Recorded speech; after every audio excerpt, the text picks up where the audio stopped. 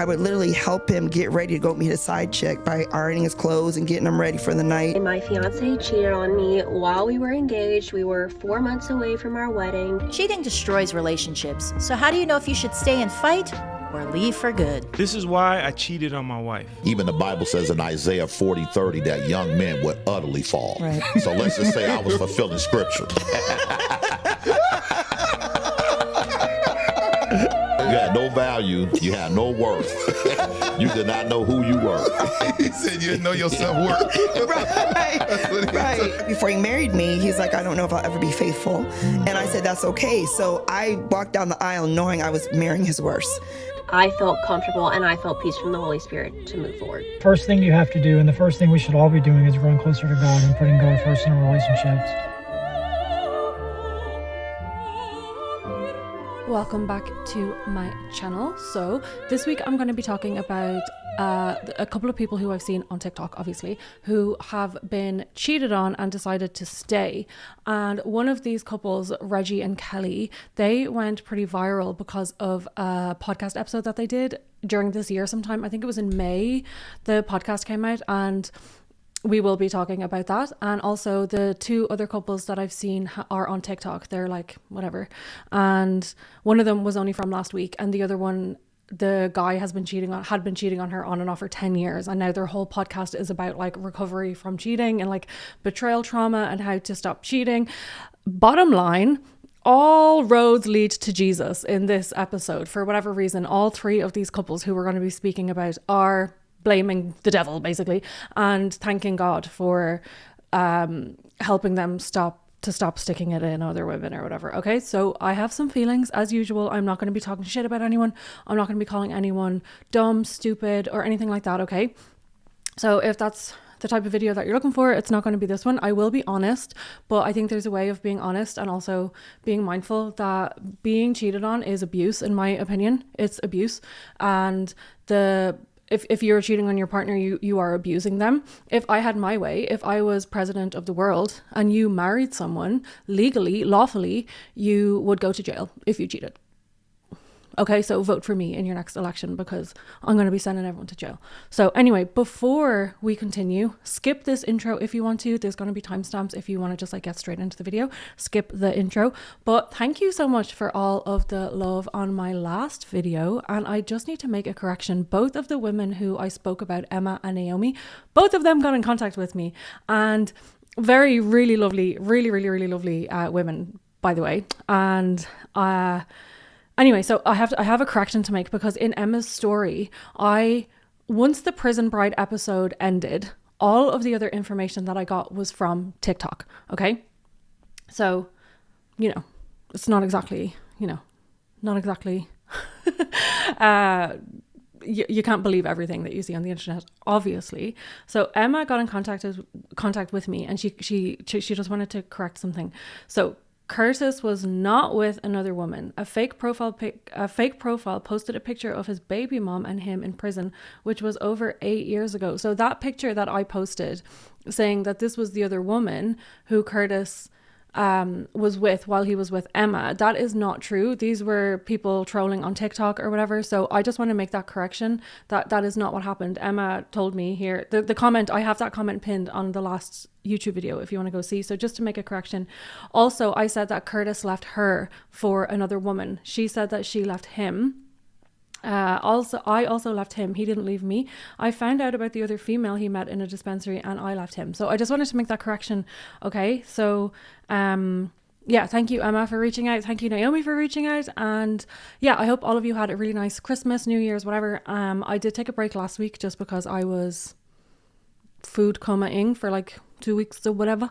But anyway, we're back now and I'm going to stick to the like one video a week thing. So this episode we're going to be talking about women who stay with their cheating partners and why they stay and how I feel about that. I have a lot of feelings as per usual. So the first couple we are going to talk about are going to be the most recent one that I found. Okay, so these people are not huge influencers. Reggie and Kelley are quite famous, I guess, in like the God world or whatever. Like they're preachers and blah blah blah whatever. They went their podcast episode that they did went really viral. So, and they're also a bit older, you know, they're in their 50s or whatever. So you know, they've got the backbone for it. And the second couple that we're going to talk about is going to be, I can't remember their names, but this is their TikTok channel. It's called Anointed, and they're also God people and religious people, Christians, whatever. They found God helped him stop sticking it around and other girlies or whatever, praise the Lord. And they make their whole channel is basically dedicated to cheating and staying after cheating, and if you should stay, if you should go, betrayal trauma, the effects that it had, and him just being very honest. In fairness, they are very honest, and that's something that I like about all of these people, that they're just like, here's my mess, not trying to make it look squeaky clean. And for that, I think thumbs up, good, be honest. But anyway, and then the first couple I'm going to talk about they're not influencers. They seem really young as well. They seem like they're in their 20s. He cheated on her 4 months before they got married, and she just decided to stay. One thing I will say about all of these people, as I said, God comes up a lot. The Bible comes up a lot.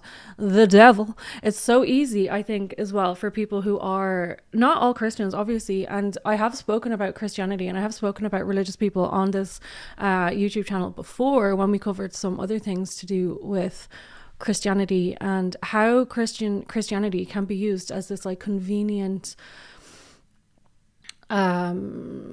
excuse, basically. It was the devil in me that made me have sex with my coworker. It wasn't me, it was the devil, and only Jesus can save me. Only God can help me repent for my sins, but it wasn't me, it was the devil. And I'm just like, no, it was you. The devil didn't make you do any of that. The devil is, you know, he's living in Netanyahu or something. He's busy. He's not helping you fuck other women. He's busy. He's doing other things. And yeah, anyway, so that's what I think. I think a lot of the times Christianity can be used as an excuse, and it's a way of absolving someone from responsibility as well. We spoke about this in the Russell Brand episode, where Russell Brand has been accused of horrific crimes. 2 more women have come forward also since I made that video in December. 2 more women have come forward in the case against Russell Brand, and they have joined his case. So he's going to trial in May of this year. I think May or June of this year he's actually going to trial. So go to jail, please see yourself into jail, sir. God cannot save you from the law. Well, he probably can, actually, in this day and age, probably he can. But anyway, so yeah, I think sometimes Christianity can be used as a cloak, as an excuse, as this kind of convenient tool to absolve someone from the consequences of their own actions, or from the accountability even. Do you know what I mean? And anyway, that comes up quite a bit throughout this episode. So annoying, trigger warning, annoying. But anyway, let's start with the very first couple. Okay, so let's look at Gabrielle and let's look at her original story time that she posted. Hey girls, I have been putting off making this video for a very, very long time, but I feel peace in my spirit from the Lord that it is the right time to share, and I want to talk about how the Lord restored my relationship with my husband. I know I'm probably going to get hateful comments on this video, and that's okay with me. I'm tired of carrying so much shame around this, and I want to be transparent with you guys. And I have heard so many other stories from other women over the last 4.5 years, and it has helped me tremendously on my healing journey. And so if I can even be a small sliver of that for someone else in their journey, then I will do that, and I don't care what people have to say. But my husband and I got engaged in 2020, right around the time of the pandemic, and that is when I graduated from college. And so that fall I moved to Charlotte, and we were doing long distance while we were engaged and planning our wedding. And he was going through a really hard time mentally. He was struggling with depression. He has also struggled with substance abuse in the past. That's something that the Lord freed him from. He had just started taking medication and seeing a doctor to manage these symptoms. There were just a lot of moving parts, and I was honestly just trying to figure out who I was for the first time as an adult in my 20s on my own, kind of, because we were long distance. So in April of 2021, a few months before we were scheduled to get married, I started noticing that things were different in our relationship. Just the dynamics were shifting, and I didn't really understand what it was at the time because I had so much on my plate at my job. And so in May of that year is when I had confessed to certain leaders at my church that I was struggling with sex before marriage because I had complained about that and I wanted accountability moving forward, all the things. And in May of that year, I also started to notice that things were getting weird, even weirder, with my husband, then fiance at the time.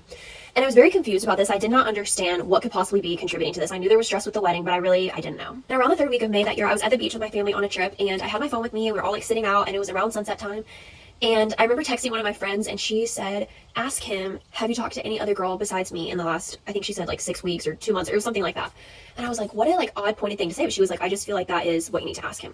Discernment. So I texted my fiance at the time and I said, hey, can you answer this straight up for me? Like, have you been talking to anyone else? Like, because there's nothing else that could explain this weird vibe and the things that you've said, just kind of like your distance and your cold feet about getting married. And sure enough, as soon as I sent that text, my fiance called me and he told me that he had been talking to someone else at work, that it kind of like started off as a friend thing and then unintentionally like progress into something else of like, you know, like with any work relationship, there should be boundaries, and when there's not boundaries, there's a tendency to overshare maybe struggles or mental health things that you're battling. And so that is what had happened. Well, I'm a crazy girl, y'all. Don't underestimate me.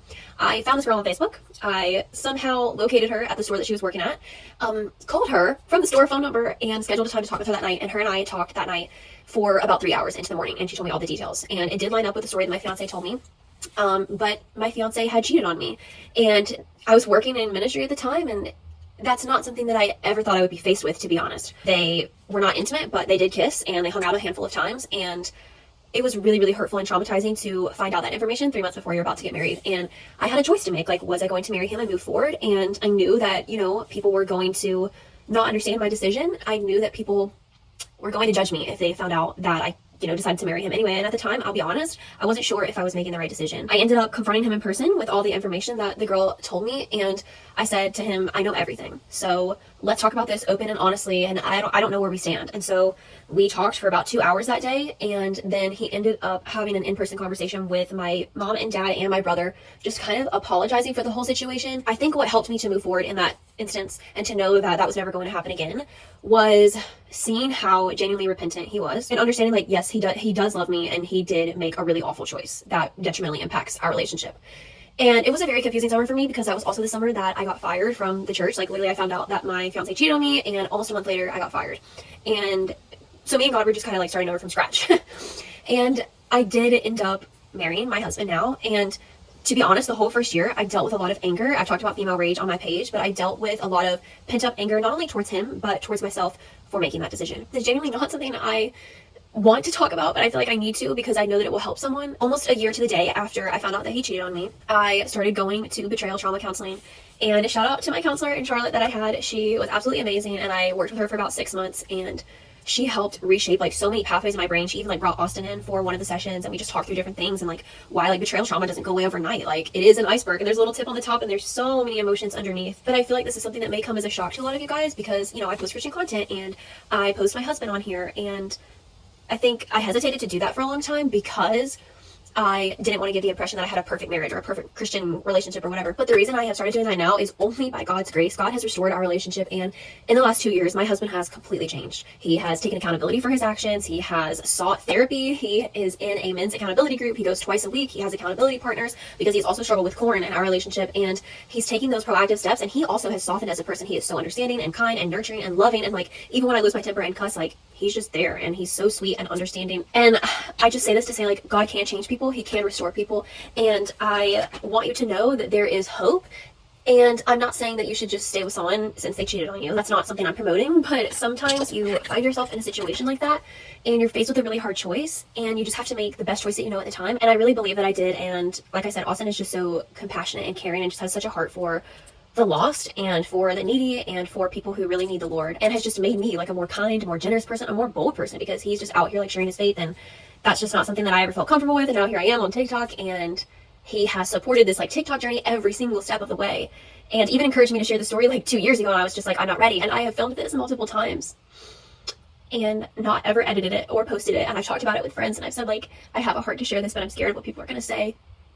But I just wanted to share that God can restore your relationship. It's not going to happen overnight. There's going to be triggers. There's going to be things that are really hard.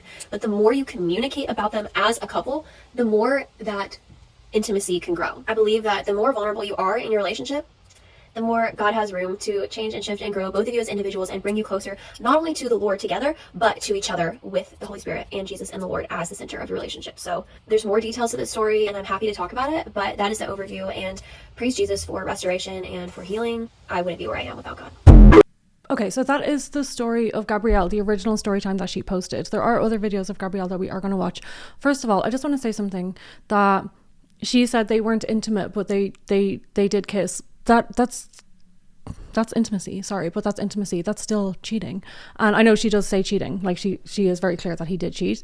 And that's like emotional cheating as well. That's like crossing the line, not shutting things down when you're in a relationship, like testing the boundaries, feeling certain feelings and knowing that it could lead to something else and not shutting it down immediately, which is what you should do when you are in a monogamous committed relationship.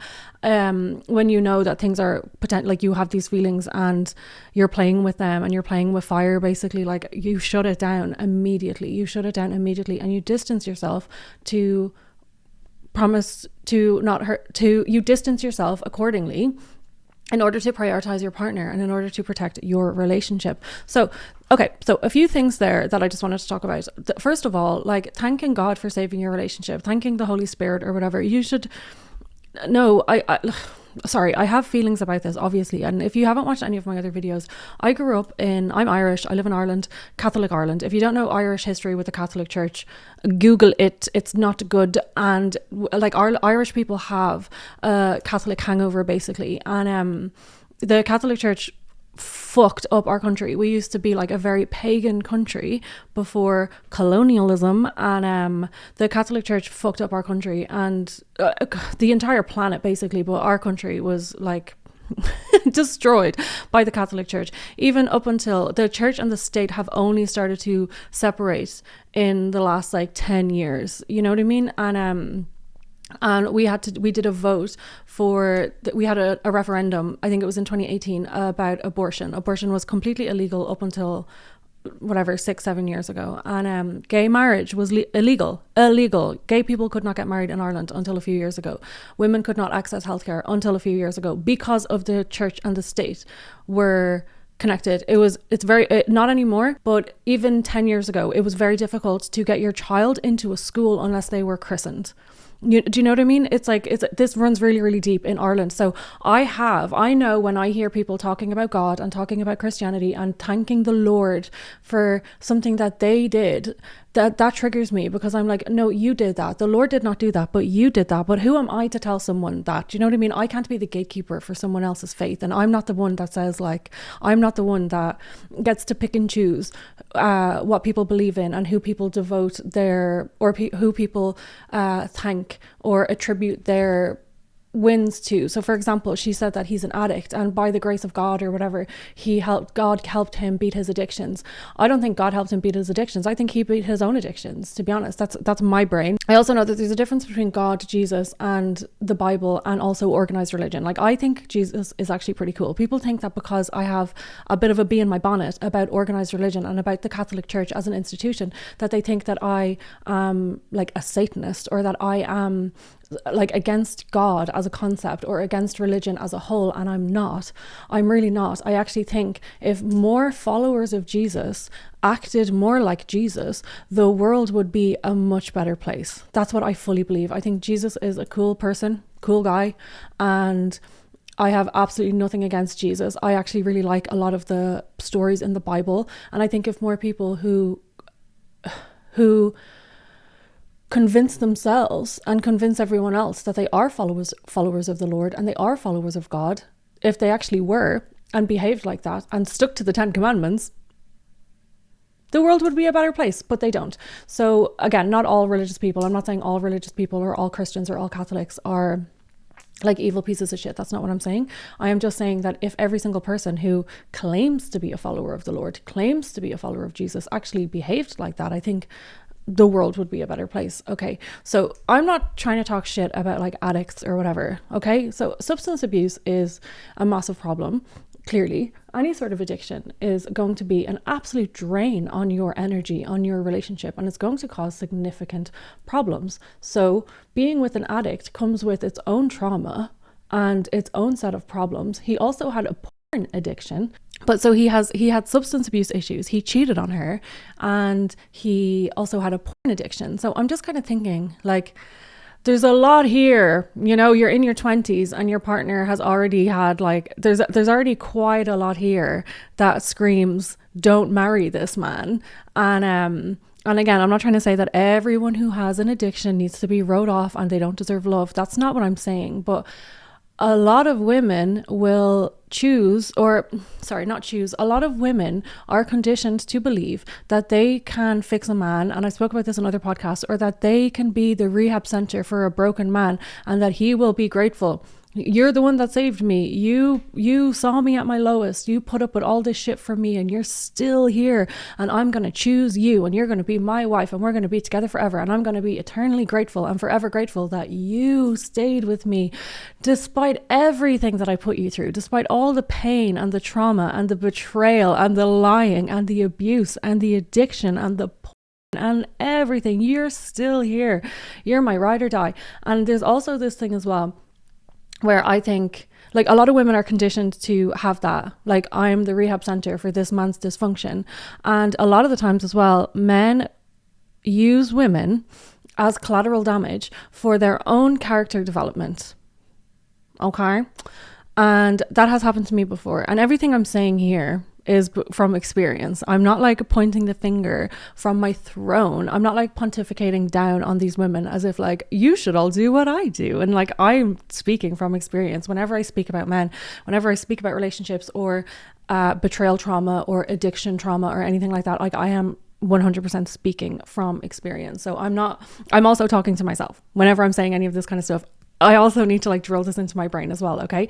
So let's watch another one of her videos before I just keep ranting. So this is a video of, she got him to join in one of her TikToks and she got him to tell his side of the story. 5 years ago, this upcoming May, my fiance cheated on me while we were engaged. We were 4 months away from our wedding, and I made a video about it, and a lot of you had a lot of things to say, and rightfully so. I didn't expect anything less, but I'm so thankful for the people that the video reached, that it's helped, and the people I've had the opportunity to message with and just share our stories and encourage each other. But today, I thought I would bring my fiance, now husband, onto the video. We got married shortly after that occurred. So in this video, I kind of want him to share a little bit of his story and his perspective on everything that happened, and then we're going to do another video answering a ton of questions. So I'm going to give you the floor to just kind of share all about what happened and where you were at. Yeah, before I get into the weeds, I want to give a quick disclaimer. She didn't tell me to do this, but I want everyone to know that this was mostly my idea. She wasn't as open to talking about this as some might think. I've encouraged her for the last couple of years to make a video like the one she made because I know that it will help many more people than it will hurt her or hurt us. Our relationship is secure. I did something very stupid when I was younger that I have regretted every day since, but I am glad that she can now take the story and take the hurt that both of us share and use it to help other people. So I did something very stupid. I was in a relationship with a person who made it clear to me that she loved me with all her heart, and I betrayed her trust. And we've been married over 4 years now, and I'm still rebuilding that day by day. I'm not perfect, and I have hurt her since then, but after we recovered from, we're still recovering. But after the initial shock of that was over, I knew that I really screwed up, and I have made it my mission since then to prove to her that I am trustworthy and that I'm not the same person. There's no excuse. There's no good reason why it happened. Her and I were talking earlier, just casually talking about it, and she asked me why I did it. And the truth is, there's not a good reason. There's not a good excuse. It happened because I was in a place in my life where I had no accountability. I had no good friendships. I was struggling with video game addiction. I thought I was going to fail some of my classes and not graduate. I ended up not graduating that semester, but I didn't fail any classes. But I was working 5 days a week while going to school. I was not involved in the local church like I should have been. I wasn't involved in the local church at all at this point. And you had recently gone on medication to help with substance abuse. I was in recovery from substance abuse, which I was addicted for 10 years. Been in recovery at this point for a little over a year. I was in a bad place in my life, and I did not take the proper steps to get help. That's the best way to put it. That being said, being in a bad place in your life is 100% not an excuse for bad behavior, and I do not want another young girl to be watching this video and be like, well, my fiance was in a bad place, so I'm going to excuse his bad behavior, and it's okay that he did that to me. It's not okay. But those can be contributing factors. Even if a woman were to make that decision, those are contributing factors to making a poor decision, especially if you do not have good godly counsel around you. And something I do want to say, I fully expected Gabrielle to not want to be with me after that. And if she had, I would not have been surprised because what I did was terrible. That said, I'm very thankful she decided to stay. And I think that she could tell based on how I was acting that something in me had changed. But for anyone out there wondering if you're in a similar place, you're going through the same thing with your significant other, the best advice I can give you is to pray and seek help and ask any advisors you have what they think.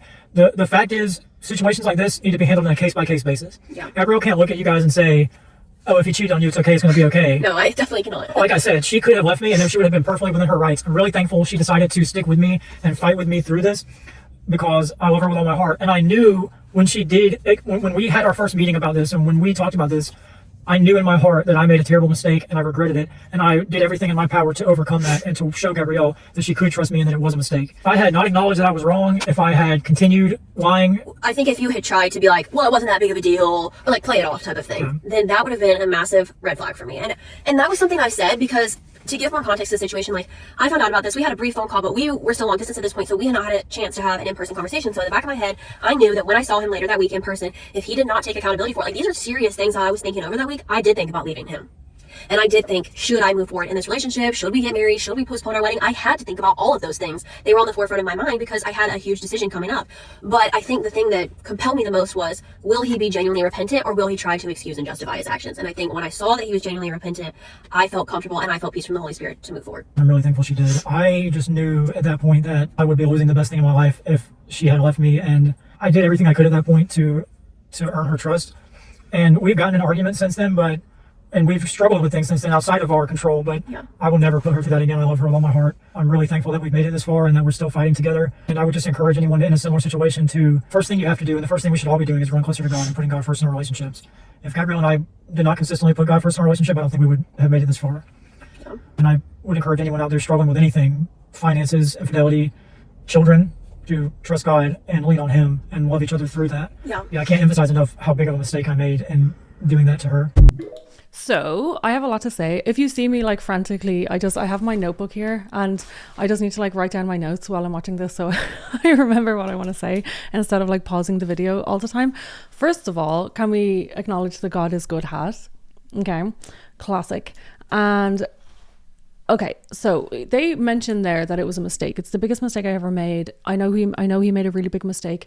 Cheating is not a mistake. It's intentional. Like, it is an intentional thing that you do, and that takes a lot of time. Like, you're not walking down the street and then a woman is there with her legs open and you dive right in with a split-second decision. That's not what happens. Cheating is intentional, and it is repeated decisions made over time. It is repeated pushing against boundaries, testing boundaries, and it is repeated disrespect and deprioritization of a relationship on another person. That's not a mistake. Sorry, but those are intentional decisions that are made over time. If he spent all of this time having an inappropriate relationship with a coworker, those are repeated mistakes that he made over and over and over and over and over again that he knew that he was doing wrong. That's not a mistake. So a mistake would be something that you did unintentionally, like, oh, I forgot something that you said, or oh, I forgot to pick up that thing that you wanted, and oh, I forgot to do this thing, or I forgot. It's unintentional. Cheating is not a mistake. It is intentional. You don't mistakenly, unintentionally fall into someone else's coochie hole. Like, that is not a mistake. That is intentional. And it takes time and effort and a series of decisions made over a specific amount of time in order for that thing to happen. That is not a mistake. It's intentional. And from the very beginning, as soon as you started to notice that the boundaries were being blurred and that lines were being crossed, you continued to do it. You didn't distance yourself. You didn't put space. You intentionally did that. That is not a mistake. Cheating is not a mistake. I'm sorry, but it isn't. It is intentional. Mistakes are unintentional. So another thing I wanted to say is that he said as well that if she had chosen to leave him, that he would have understood and that would have been fair enough, and then he would have lost the best thing in his life or whatever. So he knew that she was the best thing in his life, but it took almost losing her. It took him fucking her over and hurting her and traumatizing her in order for him to come to the conclusion that she is the best thing in his life. Your soulmate or your partner or your future husband, or even forget about the soulmate and the husband thing for a second, a decent man, full stop, will not need to put you through hell in order to realize that he's got a good thing. Okay? A really decent man, whether it's your soulmate, if you believe in that kind of thing, whether it's a divine union, whether it's your twin flame, whether it's your future husband, whether it's your boyfriend or whatever, it doesn't matter. A decent man will not need to drag you through the pits of fucking hell and be forgiven for some awful shit in order to then realize that actually, no, I do want to be with you. No, sorry, no, this is that whole like struggle love. We've been through so much together. No.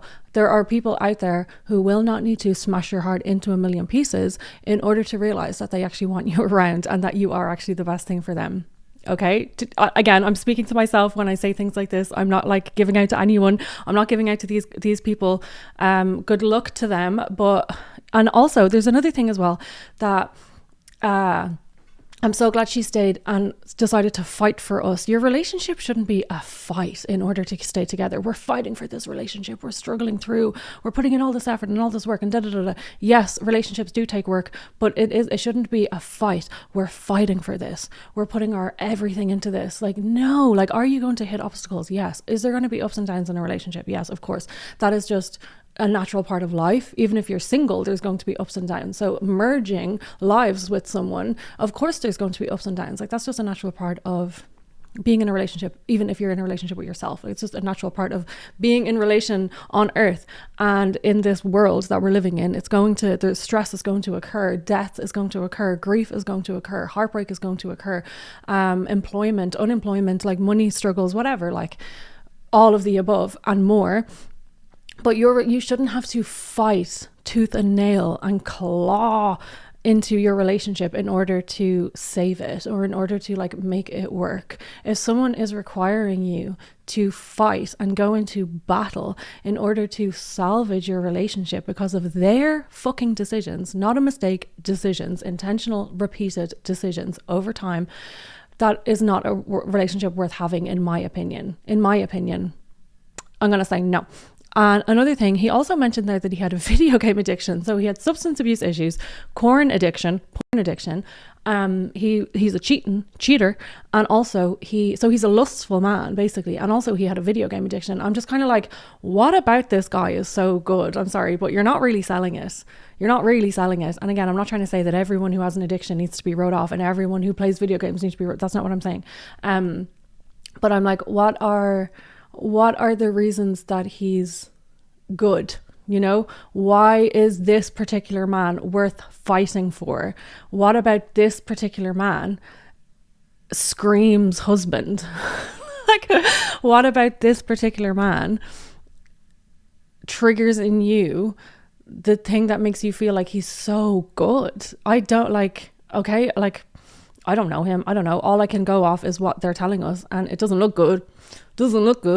Nothing about him screams good husband to me. Nothing about him screams loyal, faithful partner to me. Nothing about him would make me feel safe. You've got porn addiction. You're a cheater. You're a lustful man. You push boundaries. You prioritize your penis instead of my heart and my safety.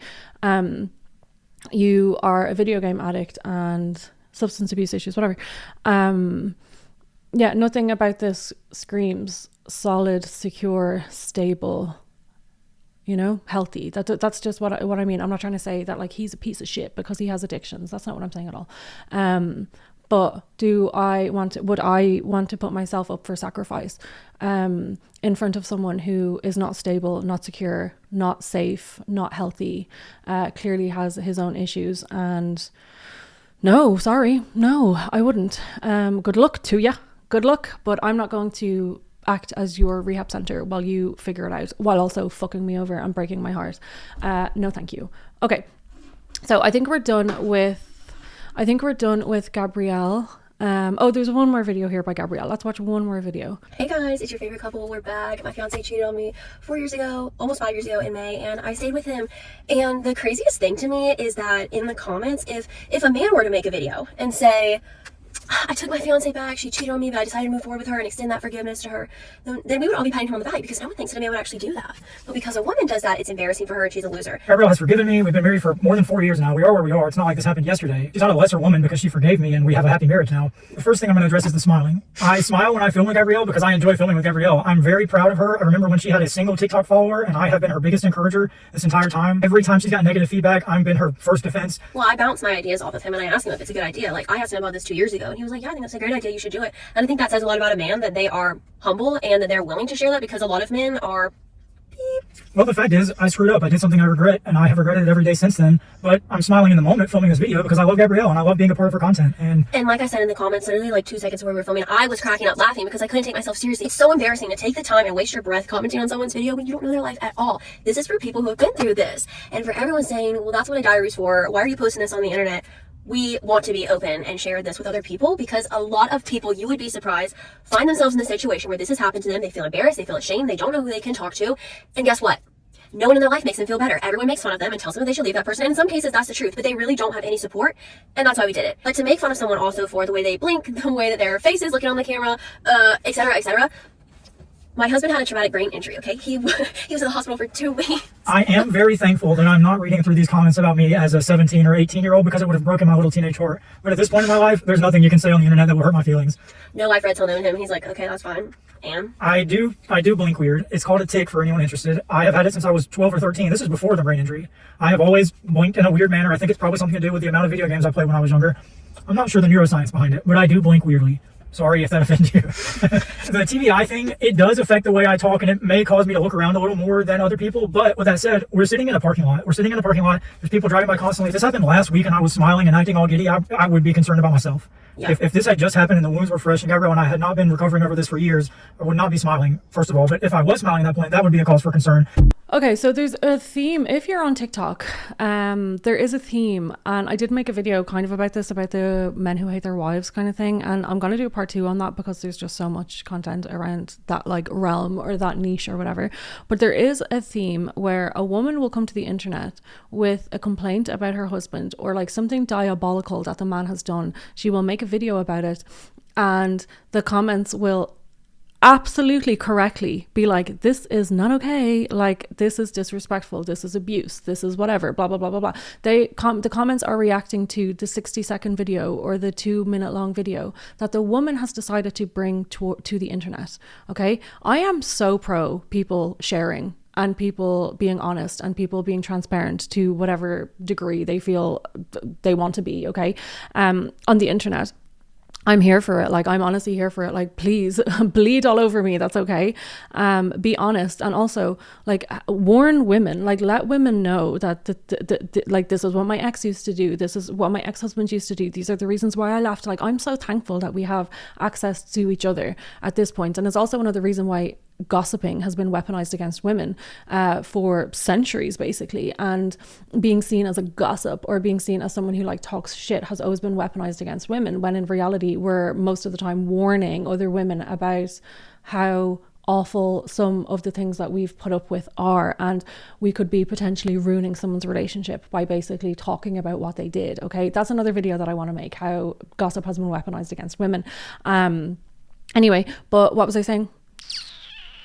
Oh yeah, women will come to the internet with a complaint, a genuine, appropriate, like a justifiable complaint about their partner or about their husband or about something that they did, and like, he cheated on me and I stayed and blah blah blah, and they want to tell this story, which I'm here for. Please tell us your story. I want to listen to it, and I'm not going to judge. I'm not going to say you're a stupid bitch because you stayed. I'm not going to call your husband an ugly like rat man or whatever. Like, I'm not going to do that. I do have a lot of opinions on it, basically, which I'm happy to share here, but I don't think she's stupid for staying at all. I personally wouldn't. However, I do have a problem with when women do come with these diabolical stories or these genuine justifiable reasons to be annoyed at their husbands or to be pissed off or to get divorced or to dump them or whatever. They will make another video. The next video, 99% of the time, will be her defending him, saying, you guys don't know anything and how dare you judge us based off one video and you don't know anything. And it's like, well, you're the one that put the video out there. You're the one that gave us this amount of information. This is what we are reacting to. This is what you decided to share with us, and we are reacting appropriately and justifiably to whatever diabolical situation that you decided to share with us. And did anyone see the butter dish video? That is, it's actually been deleted now anyway, but I'll add it on here at the end of this section. But basically a woman got her husband an Xbox for Christmas, and he got her a butter dish for Christmas. And she came to TikTok basically saying, I got a butter dish for Christmas, so I'm not going to speak to him for 5 days because this is a stupid gift or whatever, which it is a stupid gift. And she obviously put a lot of thought, effort and money into his gift, and he literally was just like, oh, she likes butter, get her a butter dish, which is something for like the kitchen or something for the house, like buying your wife a Hoover or a vacuum or like an air fryer or something isn't a present, because it's something for the house. You know what I mean? Everyone is going to use that, and it isn't like a thoughtful personal gift. It's giving 1950s. You know, this will make your life so much easier. This will make it so much easier for you to cook for me. This will make it so much easier for you to clean the house. Looky you, happy Christmas, just for you. No, not into it. What am I saying? Butter dish girl got a butter dish and came to the internet basically saying, like, this is what my husband got me for Christmas. And people reacted appropriately saying, that's selfish. That's a really shitty gift. Like, no girl, like, no, he put literally less than no effort into this present, and like, he doesn't know you at all. This is diabolical, whatever. She again came to his absolute defense in the comments, being like, he's such a good guy and you guys don't know him and this was just one thing. And well, then don't come to the internet if you don't want honest opinions, I guess. But and especially if someone is like not sharing very much about their relationship anyway, and then the only things that they do share are bad things, and then they're complaining that people are responding to the bad things that they're posting. I'm like, if you don't want people's opinions and you aren't looking for women to support you or give you honest feedback, then maybe like just keep this information to your friends. If your friends and family know him really, really, really well, and they know that he is a really good guy, and they know that this is just one fuck up that he did and it can be rectified or whatever, maybe just tell your friends and family about these situations. Because if you're going to make a video talking about how shit he is, and then you're going to come to his defense and call everyone, you know, you guys don't know, you guys are all feminists and whatever. And it's like, I don't know, girl. But anyway, we're going to move on and we're going to look at the Anointed podcast. Okay. We're going to look at these. I can't remember what their names are, but I will figure it out as we go along. So I'll see you in the next section. Okay, so this is, I can't remember her name, but this is the wife from the podcast Anointed, and her partner was cheating on her on and off for 10 years basically, and their whole content now is talking about cheating, betrayal, trauma, and they're also like godly people, and Jesus and God were the reason that he stopped cheating on her. So let's have a look at her story time. This is the first video of hers that popped up that led me onto their page in the first place. So initially I chose to stay because I moved out here and was all by myself, and everybody at our job found out about the whole cheating fiasco. It became like the saga of the spot that we worked at for forever. And so I basically was like, well, I'm either going to stay working here with this girl or I'm going to leave and try to fix this relationship. And so we left and moved to California, tried to fix the relationship. I was still too angry and not ready to forgive, and the club kept calling him back. So eventually we went back. Long story short, this girl needed closure. They were talking for like an hour and a half while I was in the parking lot waiting in the other car. And I was like, this is super disrespectful. I'm not going to be with you. Like, we're going to break up, but be with her. So for like 2 weeks, they were together. And then he realized that he messed up and decided that he wanted to come back. And I was still in my 20s. And so I didn't give any boundaries or anything. I just let him come back in and we tried to work it out. I ended up getting pregnant. I was terrified when I found out that I was pregnant because he was still like low-key living with this girl at the time. So then we ended up like getting a spot together. We were going to work it out. We got married.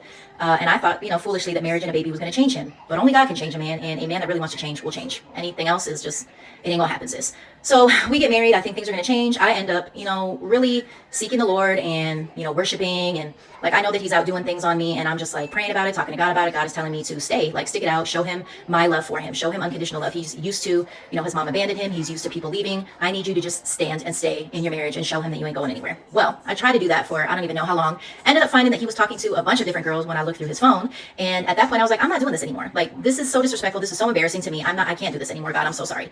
And I was at the point where I didn't want to do anything anymore. Like, I didn't want to do life anymore. And I remember just like telling my husband at the time that that's what I wanted to do. And then hearing God tell me like, no, you need to really think about this. Like, I need you to get up and give it one more good go. And then I remember looking at my son in his room while he was asleep and just, you know, really like, dang, I don't want him to grow up in a home without his parents. I don't want him to grow up without his mom.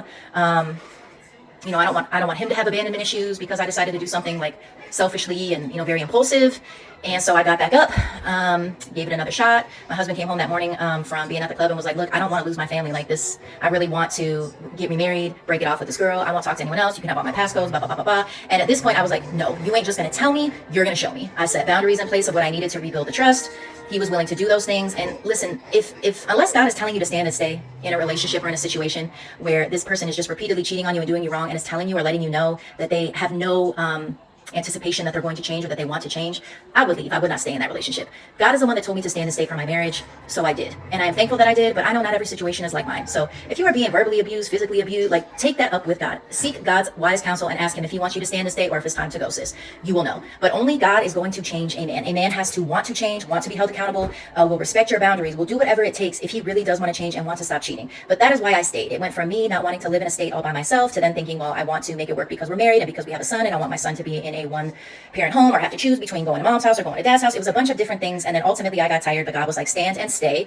And God did an amazing work in my husband and in our family. But it was only by the grace of God. It was only by him wanting to be held accountable, being fully transparent and vulnerable, us getting plugged into a church community where things really, really changed. A man has to want to change. Only God can change somebody. I obviously missed one of the first parts of that story, but I didn't see the first part of the story. I only saw that video, so I just saved it. She was being cheated on by her partner for on and off for 10 years with different women. She even said there that she was brought to the point of considering ending her own life because of the stress of being cheated on, because of the stress of being with someone who had such little respect and consideration for her, but at the same time married her and had a baby with her and all this kind of stuff, but was out like with other women the whole time and lying to her. And I don't think that God can change a man. Or maybe he can, I don't know. I don't think only God can change a man. She said it herself, a man will only change when he wants to change. And I agree. I absolutely agree. I don't think a man will change for one particular woman. I don't think a man will change for the good of his family. I don't think a man will do anything unless he wants to do it. That is what I believe. And I will also say again, I know I said it in my last section, but I'll say it again.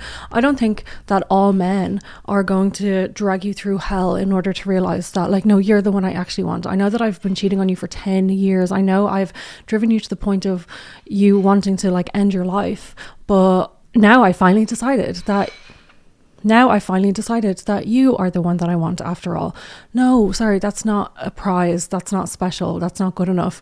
There's nothing special about being chosen finally after 10 years being chosen by a broken, lustful, deceitful, disrespectful, abusive man. That's not a prize.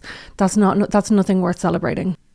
In fact, it's almost an insult that this man thinks that he is the one that gets to pick and choose. You know what I mean? I think it's an insult that this man is like, okay, well, you'll do. Like, I've gone through all these other women, but you're my favorite because you're the one that will tolerate my abuse endlessly. You're the one that will stick with me no matter what. So being chosen by someone like this isn't a good thing. It's insulting. If anything, it's insulting. But let's watch some more of their videos. So I'm going to show you him. So that's the wife in the situation. And I'm going to show you one of his videos because he actually makes videos as well on the same account. It's really hard for people to understand why my wife would stay with me after cheating on her on and off for over a decade. But here's the conclusion I came to. It's just hard for people to understand forgiveness in general. And for the most part, I think that's because they don't really understand the things that they themselves have been forgiven for. You can ask my wife this herself, but the reason she chose to stay with me is because she chose to see by faith who God showed her I would become, instead of the person I had let the world turn me into. And she was right, and God was right, because he always is. And it's been about 7 years, and as we head into this new year, if you're deciding whether you should stay or you should leave your relationship after you got cheated on, I think it's important to first go to God, speak to him, get as quiet as you can, ask him what you should do, and then go from there. Because not everybody has to leave, but not everybody has to stay. We are going to eradicate cheating off the face of the earth. Let us know if you're with us. Peace. Okay, but no. I don't like, again, from my experience or from my opinion or whatever, if my partner cheated on me and I was unsure if I wanted to stay or go, I don't think my first call would be the church, honestly. And also, cheating, adultery, is a sin in the eyes of the Lord, and it is grounds for divorce in the eyes of God, in the eyes of Jesus, in the eyes of the church, in the eyes of the Bible. Cheating, adultery is a sin and is grounds for divorce. So in a notoriously like anti-divorce kind of establishment, adultery is grounds for divorce, and it is absolutely appropriate and justified to seek divorce if your partner has been unfaithful. Okay, so I don't know. I don't know if God has the answers for that one. Maybe they do. And again, I'm not religious. I'm not Catholic. I'm not like a Bible person or whatever. But I don't know. I think I would rather trust myself than ask God. And I don't think God is going to tell you to stay with someone who drove you to the point of considering ending your life. I don't think God would honestly be like, yeah, that's him. That's the king. That's the guy that's going to treat you really well. That's the guy that's going to make your life so much better. That he's so worth it. Like, no, I don't think so. I really, really, really don't think so. But again, who am I to say that like God didn't tell them to stay with each other? I don't know. I'm not a God girly, so I don't know. But from my opinion, I don't really, if that is what God is saying, if God was like, yeah, girl, I know you've struggled so much and you've been through so much because of his decisions, not his mistakes, his decisions, repeated intentional decisions over the course of 10 years, and the effect that it's had on you. I don't know why God would want her to put up with that. Does she not deserve better? Does she not deserve a lot better than that? And again, there's people out there who will not have to drag you through the pits of hell in order to realize that they actually do really, really want you.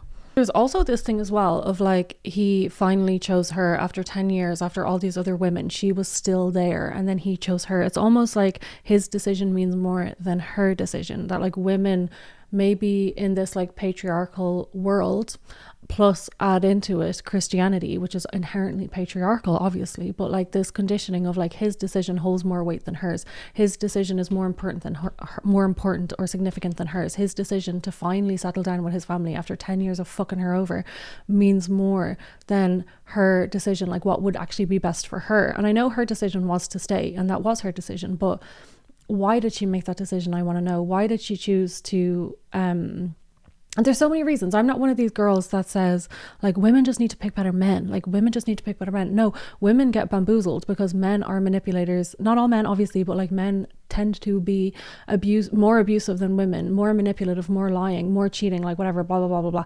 And when you go on a first date with someone, they're not going to call you a bitch. They're not going to call you a cunt. They're not going to call you a psycho. They're not going to tell you to shut the fuck up, because if they did, they're not going to cheat on you. Like if they did on the first date, there would be no second date. There would be no second date. Things like this happen over time, slowly over time. And we're roped in and we're swindled and bamboozled and we're falling in love and they're saying all the right things. And sometimes they're the most amazing person we've ever met. And then these things get dropped in bit by bit. It's almost like the frog in the boiling water. He doesn't realize that it's boiling until it's too late, because when the first time he jumps in, it's cold and it feels nice, and then it starts getting hot over time. So that's kind of the analogy that I use. So I will never blame a woman for not picking better, because that takes the responsibility off the men. That takes the responsibility off the men. And there's so many reasons. If you are in an abusive or betrayal, cheating is abuse, in my opinion. Cheating is abuse. The effects that it has on you is absolutely abusive. And if you are in a relationship with someone who doesn't respect you, doesn't consider you, doesn't prioritize you, or keeps cheating on you and putting you in situations where you want to yourself, there's so many reasons, psychological, somatic, there's so many reasons why, because of trauma and because of being in that situation where you've been worn down by someone who is manipulating you and someone who's abusing you. There's so many reasons why it's really difficult to walk away. Okay, so I'm not trying to say like everyone just needs to dump their boyfriends and stuff. It's so much easier said than done. And it also takes the responsibility off the men. If the responsibility is always on women to choose better men, it's like, okay, well, one of these women, okay, so there's two people in this relationship. One of them got manipulated by someone. One of them is a cheater, abuser, manipulator. And so why are we blaming the person who got manipulated? Why are we putting more responsibility and ownership on the person who is innocent and on the person who fell for lies or manipulation? Because they work. There's a reason why people lie and manipulate, because you get the results that you want. It works on people. So that's one reason why I'm not one of these like, women just need to pick better. Your picker is broken. It's like, no, I've been abused and manipulated by someone who was using abuse tactics that work, and they are the ones that were abusing and manipulating or cheating or betraying the relationship, and I'm the one that got manipulated. Not to be like, oh, we're all helpless little lambs and we have no ownership or responsibility at all. That's not what I'm trying to say, but there are always reasons why it's really difficult to leave, because someone has been broken down by over time, by strategies and tactics that abusers use. It's also, again, it's just like another way of like blaming women for the decisions of men. Like, it's just, I'm not here for it. I'm not here for it. If someone decides to be shit, that's their decision. That is their decision. It's not my fault. That it's like this blame shifting and shame shifting that happens. Well, you should have known better. You should have you should have just dumped him. And it's like, well, no. Eventually, yeah, hopefully, but I just don't like this blaming women for the choices of men. And when women do choose better, this is again another thing, I could talk about this for so long, but when women do choose better, they tend to stay single, because you will learn over time that you can be friends. I was friends with someone for 6 years, and we ended up dating. So even being friends with someone for 6 years, I thought I knew this guy inside out. Then we started dating. So what was I like? He was my best friend, and he was like in my brain at the time, like one of the best men that I'd ever met in my life. And then we started dating, and I was like, oh, okay then. So it's impossible. Like, of course you can be like, you can learn about red flags, you can learn about different things, and you can learn about all of these, like you can learn from your experiences, and you can get tougher and stricter, and you can tolerate less shit, of course, and start to build that trust in yourself in order to be able to walk away. Of course, these are all really, really good things, but it doesn't necessarily 100% protect you from being swindled and abused by someone. Abuse only happens about 10% of the time in abusive relationships. It's not like an abusive person is abusive 100% of the time. They're amazing maybe 50% of the time, and they're just normal neutral maybe 40% of the time, and then they're abusive 10% of the time. But it's still abuse. It's still abuse. Even if someone is only abusing you 10% of the time, it is still abuse. But it is the other 90% of the time that's neutral or brilliant that will keep people staying, that will keep people hooked in, and all the apologies and the I'll do better and and you're hoping, like you're just hoping. But anyway, so that's why I never blame women for choosing bad men, because you can literally be married to someone for 20 years and then they switch the fuck up on you. That is not your fault that someone decided to treat you badly, that someone decided to abuse you. That is not your fault that you picked the wrong guy. No, when women do start to choose better, a lot of the times they will choose nobody. And now we have this male loneliness epidemic. And it's like, well, you're the ones that blamed us for how men treated us. You're the ones that told us we need to pick better men. You're the ones that put all the responsibility of being abused on us. And you told us to pick better. So a lot of the times women are picking nobody. And now men are complaining that they're lonely. Okay, maybe it's time to be better. Instead of telling women constantly to pick better men, why don't you try and actually be better, and then you won't be lonely, and then less women will be abused. Just an idea. That's another thing I will another policy that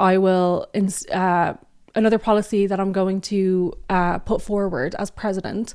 Cheaters go to jail, and that we stop blaming women for how men decide to treat them. Maybe they should all just go to jail.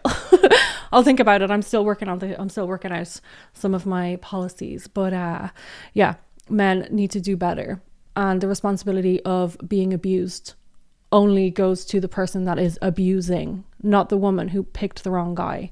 No.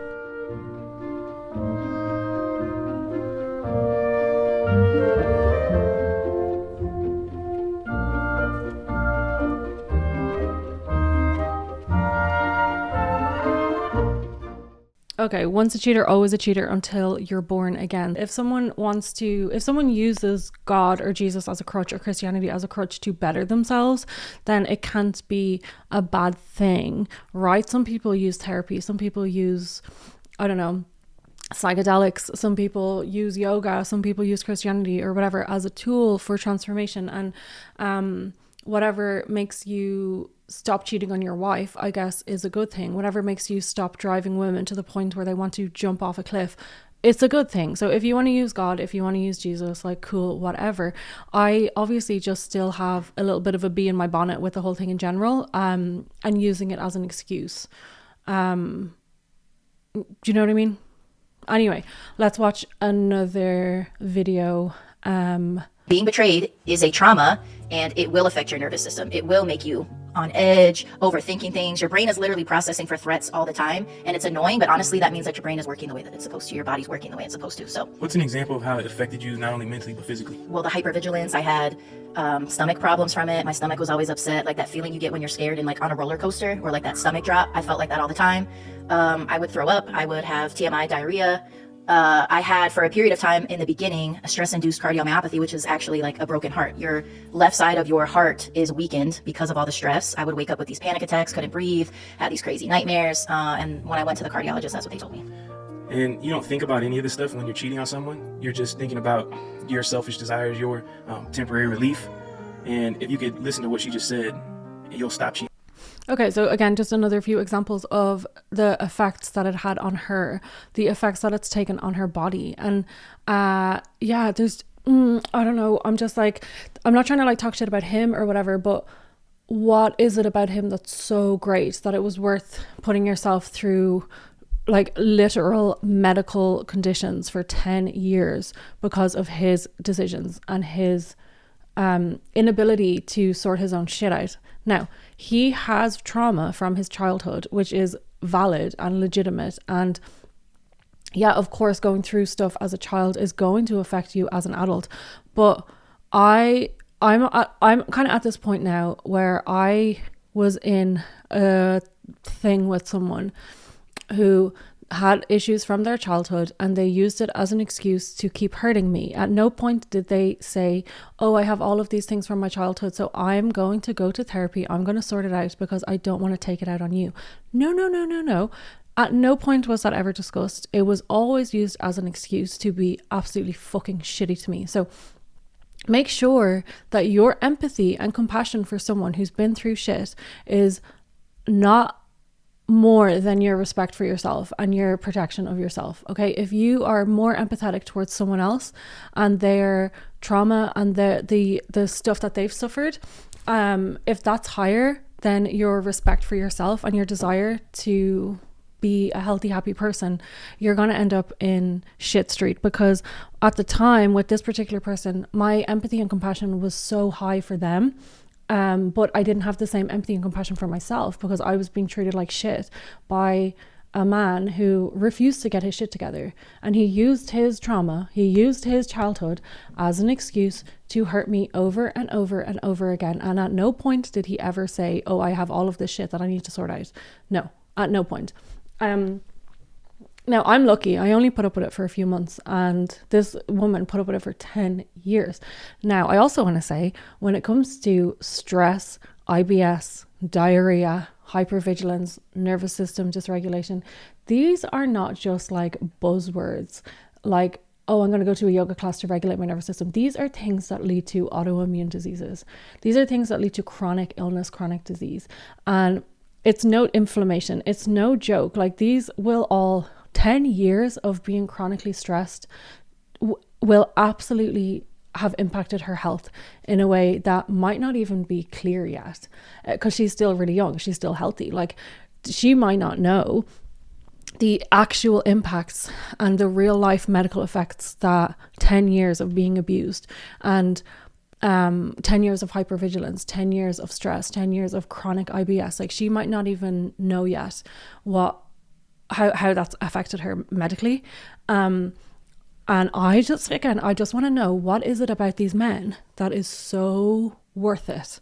What is it about him that's so special, that's so amazing, that's so perfect or so worth it that you are willing to take years off your life because of the shit that he's put you through? And again, I know I said it, I'm not going to blame women for staying with cheaters. I'm not going to blame women and that they should pick better men. That's not what I'm saying, and that's not the point of this video.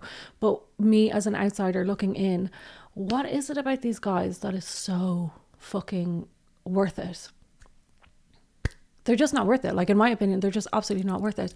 Like, anyway, I don't want to talk too much shit, but I don't understand what's so special about these guys and what makes it worth it. The stress, even if it was just mental stress and just anxiety, and there wasn't any of the like physical, medical, like body issues that come from being with an abusive cheater, you're ruining my mind. You're literally stressing me the fork out. You are my bandwidth. This is what happens as well when you're with, even if it's not a cheater, even if you're just with someone toxic or dysfunctional or abusive in some way, even verbally abusive or emotionally abusive. Say this is your like entire capacity, your bandwidth for your brain.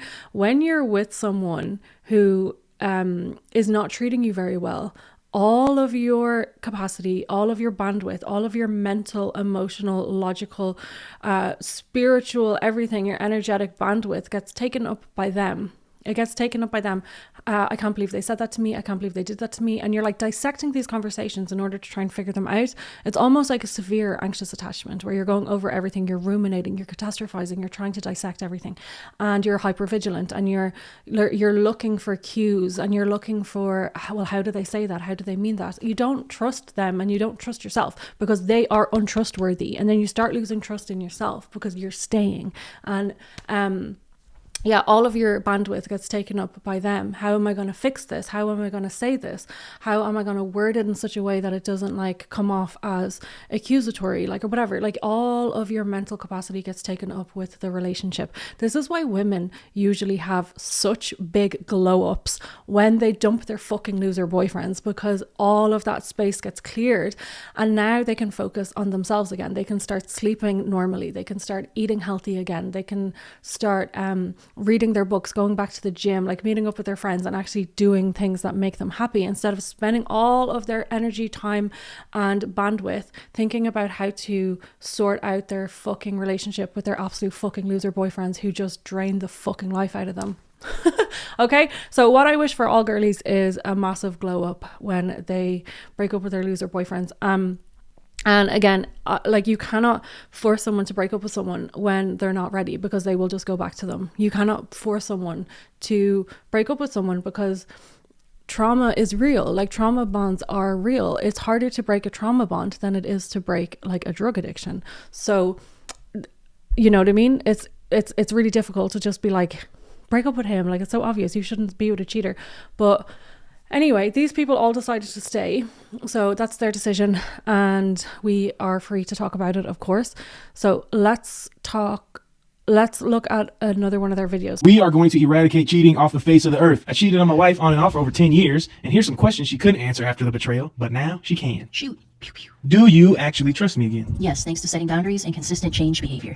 Did forgiving me mean you forgot? Absolutely not. I don't think you can forget something like this, but it did allow me to not let the anger, bitterness, and resentment have power over me anymore. What helped the most? Was it going to therapy or did anything help you more than that? The main thing that helped me and you and our relationship and everything else in between was Jesus. Did anything ever almost ruin our reconciliation? Yes, you continuing to mess up because I didn't set boundaries and hold you accountable. What does safety, like how do you feel safe now? Now I feel safe because you respect my boundaries. You are literally a different person thanks to Jesus, and you reassure me all the time. You're never defensive, and we have a completely new relationship now.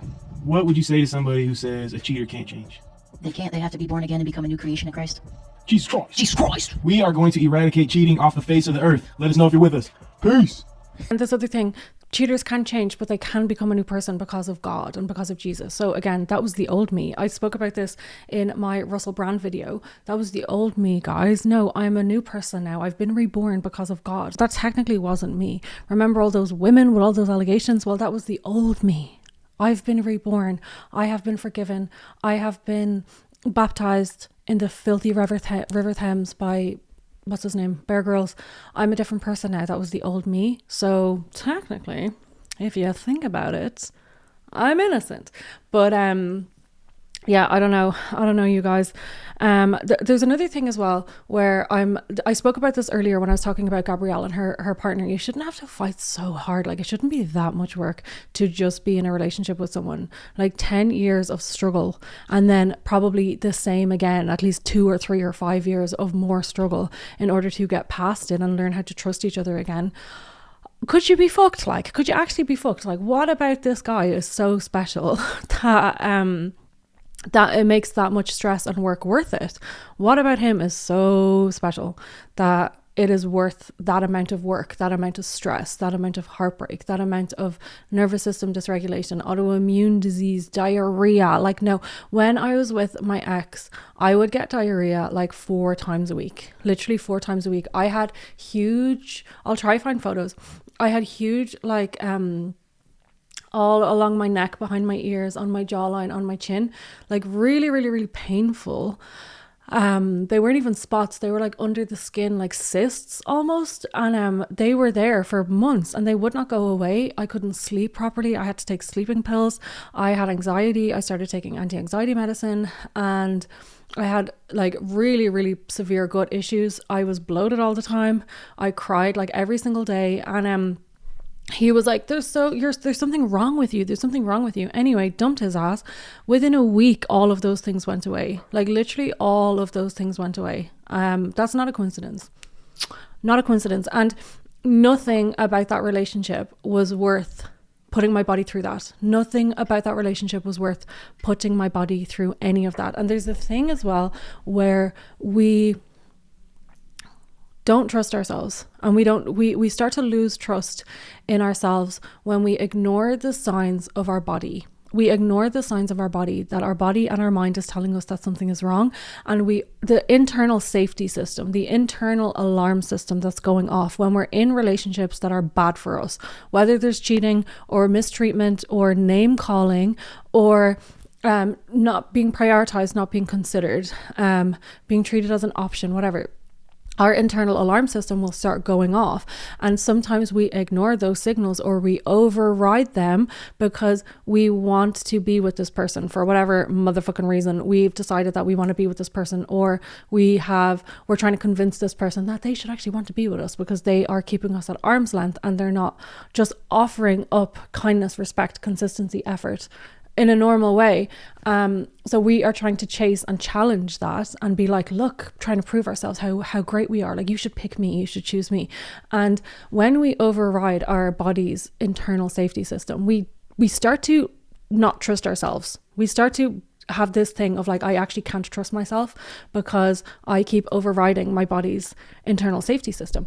And when you don't trust yourself, you will cling on to something else for safety, such as a broken, insecure, horrible, abusive man.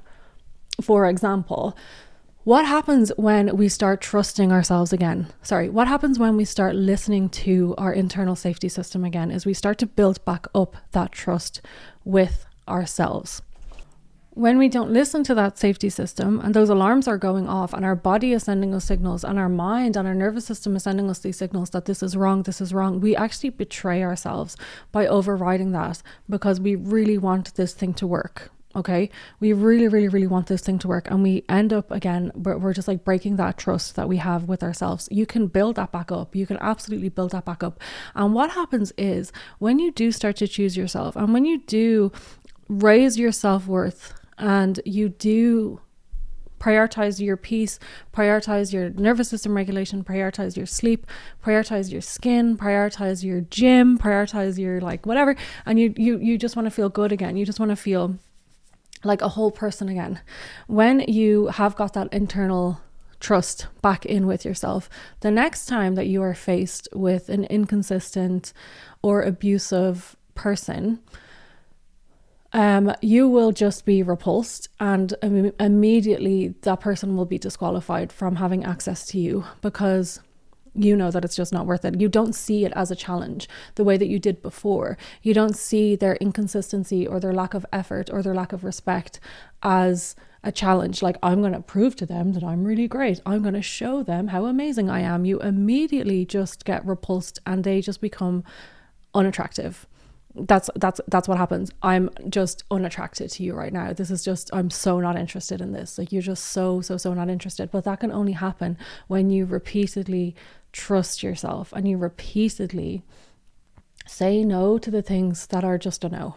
And again, I'm not trying to like blame any of these women. I'm not trying to say that they don't trust themselves or whatever, but there's a reason why. Like, when you think of cheating is not just one act. It isn't just like oh, I'm perfect, I'm a perfect husband, but the only thing I've done wrong is suck this girl's tits, whatever. That's the one thing that I've done wrong. Everything else I'm really good at. No. Cheating requires deceit, lies, manipulation, gaslighting, sneaking around, being suspicious, planting seeds of doubt, and breaking the trust and betraying the trust in the relationship. So it's not just the act of actually cheating that's the thing that needs to be forgiven, and it's not just the act of cheating or hooking up with someone or whatever that is the one thing, the only thing that has an impact. It's like it's a ripple effect. That's obviously the main thing, but again, it's all of these tiny decisions, all of these covering the tracks, all of this lying, deceitfulness, that also has an impact, because now you start to question everything. Now you can't trust anything that they say or anything that they do, and that has a huge impact on someone. Like cheating, this is again why I keep saying cheating is abusive, because it isn't just the physical act of sticking it in someone else. It's all of the decisions that led you to that point. It's all of the lies, the covering up, convincing her that she's crazy, convincing her that she's a psycho, and all of that as well. Do you know what I mean? And that's why I'm just like, is it worth it? What about these men is so special that it is worth staying with them after they've done something like this? If you're asking whether you can really trust them again after cheating, the real question isn't if trust comes back, But when? it's what kind of trust is even possible now. Dang, I didn't think it was ever going to be possible. Me either. Welcome to the ATD podcast. I'm your host, Amy Witters. This is my co-host and husband, D. Witters. Can you ever fully trust someone again after cheating? I don't know. Do you trust me? I would have said no back then, but I do fully trust you now. I think that's because it's a completely new relationship. Yes. The old one's dead. Trust after betrayal is not restored, it's rebuilt. Yeah, let's get into it. Let's get into It's going to help some people. Most people are chasing pre-betrayal trust, which no longer exists. That old relationship is dead. Yeah, quit trying to dig it up. All right, let's get into it. Yeah, it's gone. You got to start over. You got to rebuild that foundation. All right, how? Well, trust after cheating is no longer blind. It's evidence-based. So, pre-betrayal trust is assumptive. I don't need proof. Post-betrayal trust must be earned through patterns, not promises. So this means transparency isn't punishment, it's repair. Consistency matters more than intensity. Words don't rebuild trust. Consistent behavior does. We talk about that a lot, don't we? Yeah, I think if you just go like this, la la la la, don't believe anything the person's saying. I was like, where are you going with that? Yeah, don't go off words, go off what that person is doing. What are they showing you? Plug your ears. Studies on post-infidelity recovery show that consistent transparency and accountability behaviors, shared access, proactive disclosure, follow-through are the strongest predictors of reconciliation success, not emotional apologies alone. So we don't want to hear, I'm sorry.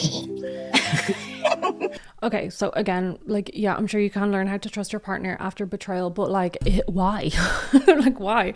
I just don't see the point, to be honest. Like, that is such a hard line for me that, no, if you had to go stick it in someone else and then almost lose me and drive me to the point of wanting to walk off a cliff in order to actually realize that I'm the one you really want to be with and you really want to make it work with me. No, you should have known that.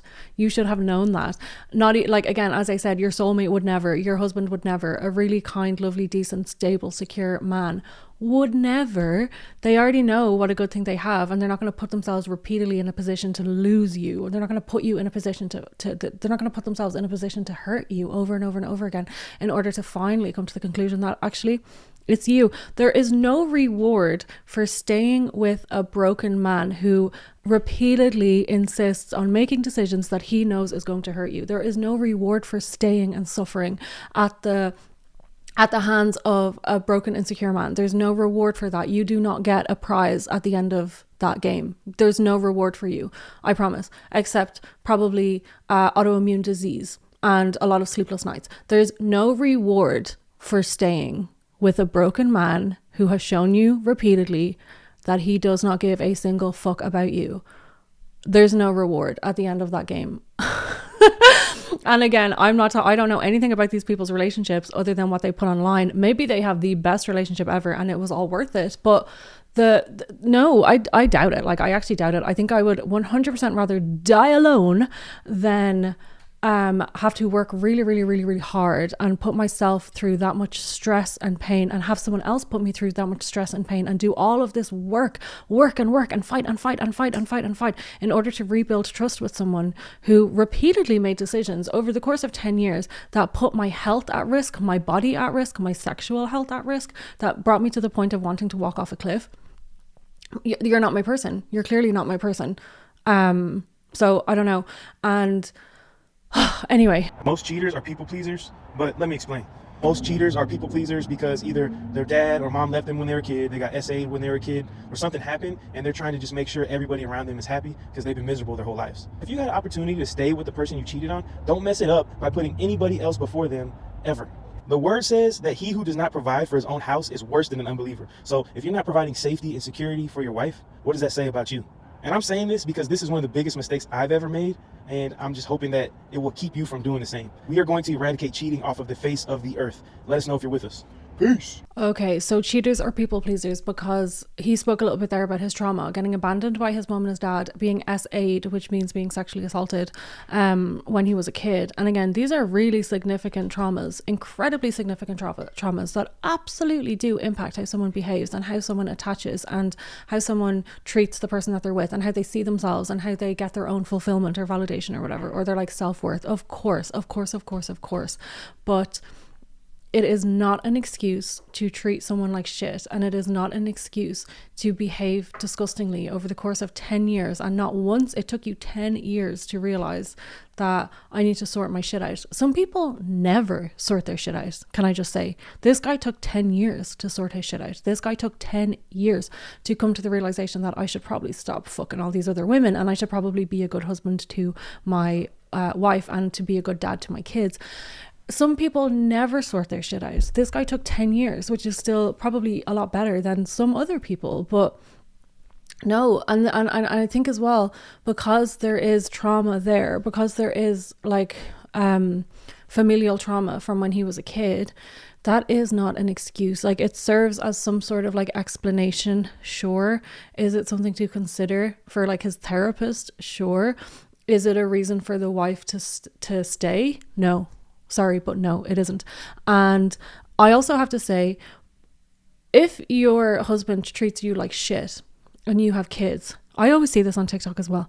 Yeah, I know he's cheating on me, but he's a really good dad. No, if you put the mother of your children through shit, you are not a good dad at all. If you sacrifice the health, the safety, the happiness, the attention, the focus, the energy of the mother of your children, you're not a good dad. If you put the mother of your children through shit, you are not a good dad. Okay, let me just say that. If you're cheating on the mother of your children, you are not a good dad. That woman wanted to kill herself. So you're not a good dad. I'm sorry, but you're not a good dad. Anyway, I don't want to be like absolutely talking shit about these people. Like, they're happy that they stayed together. They're happy that they ended up together in the end. Okay. Maybe they are meant to be together. I don't know. It's not up to me to decide. It's not up to me to say that they should break up.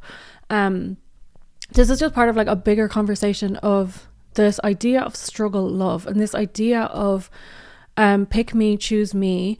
I know you've been with all these other women for 10 years, but you came home. You did come home. And that's what's most important. I got you in the end, and you finally came back to your home. You finally came back and settled down. When you were done shagging everyone else, you finally came back. And like, oh my, I don't know.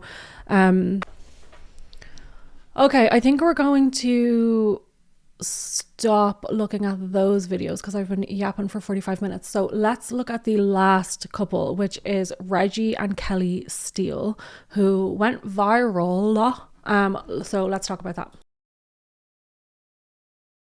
Okay, so the next couple that we're going to talk about is Reggie and Kelley Stelle. So you might have seen clips of this going viral during the summer on TikTok or whatever. They did a YouTube interview on this podcast, and I just want to say I've taken clips out of this podcast. I've taken like some of the more interesting or more like controversial clips or whatever that kind of went viral. I have watched the entire thing, and none of these clips are taken out of context.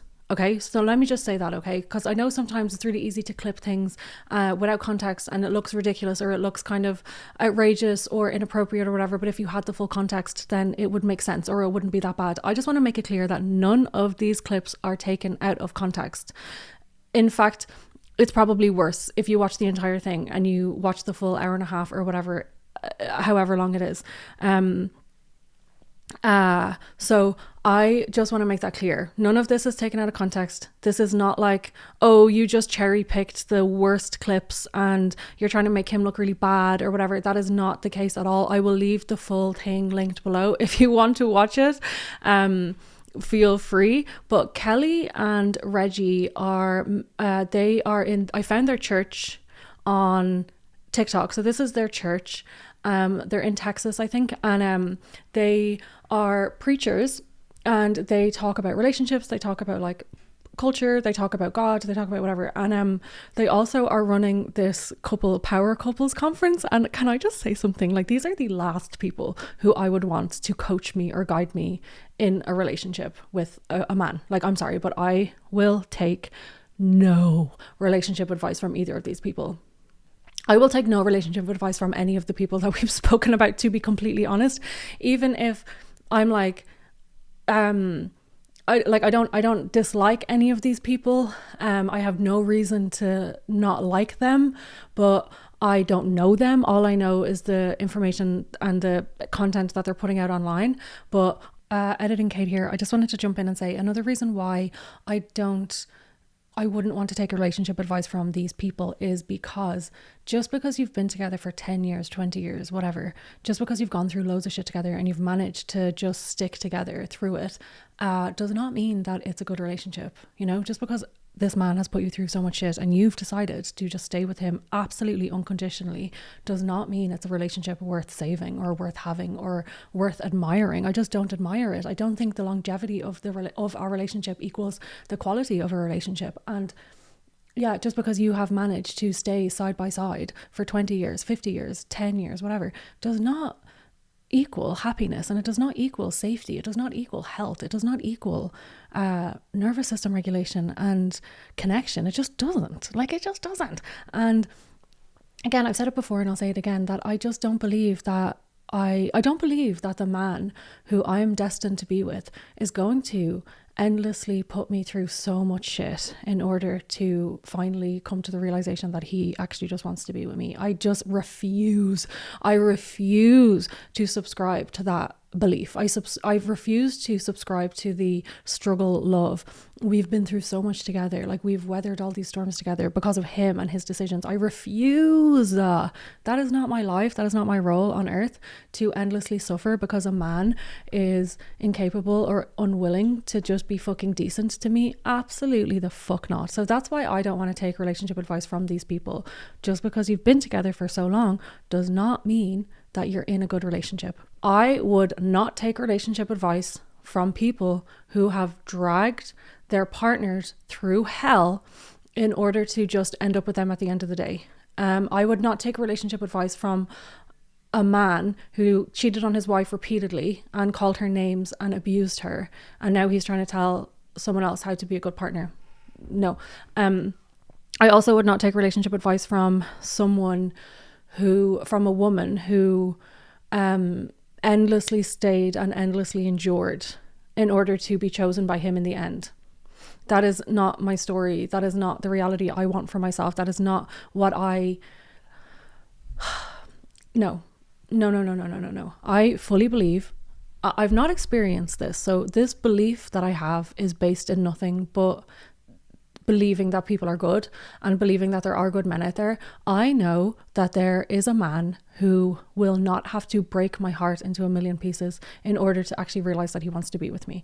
I know that there's a man out there who will know from the second that he meets me that he wants me and he would never put himself in a position to lose me.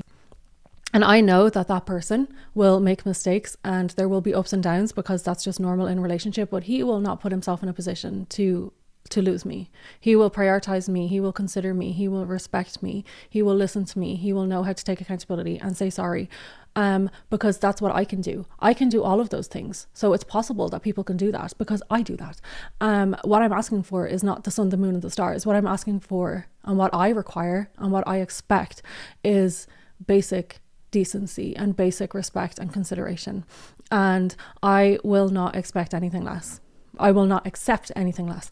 And this romanticization of, well, we've been through so much together and finally he chose me, finally he picked me. Like, no, trust yourself and choose yourself, and build up that trust in yourself so that these people just become so unattractive. Like, oh my God, you decided to cheat on me 10 times, a million times, 20 times, whatever.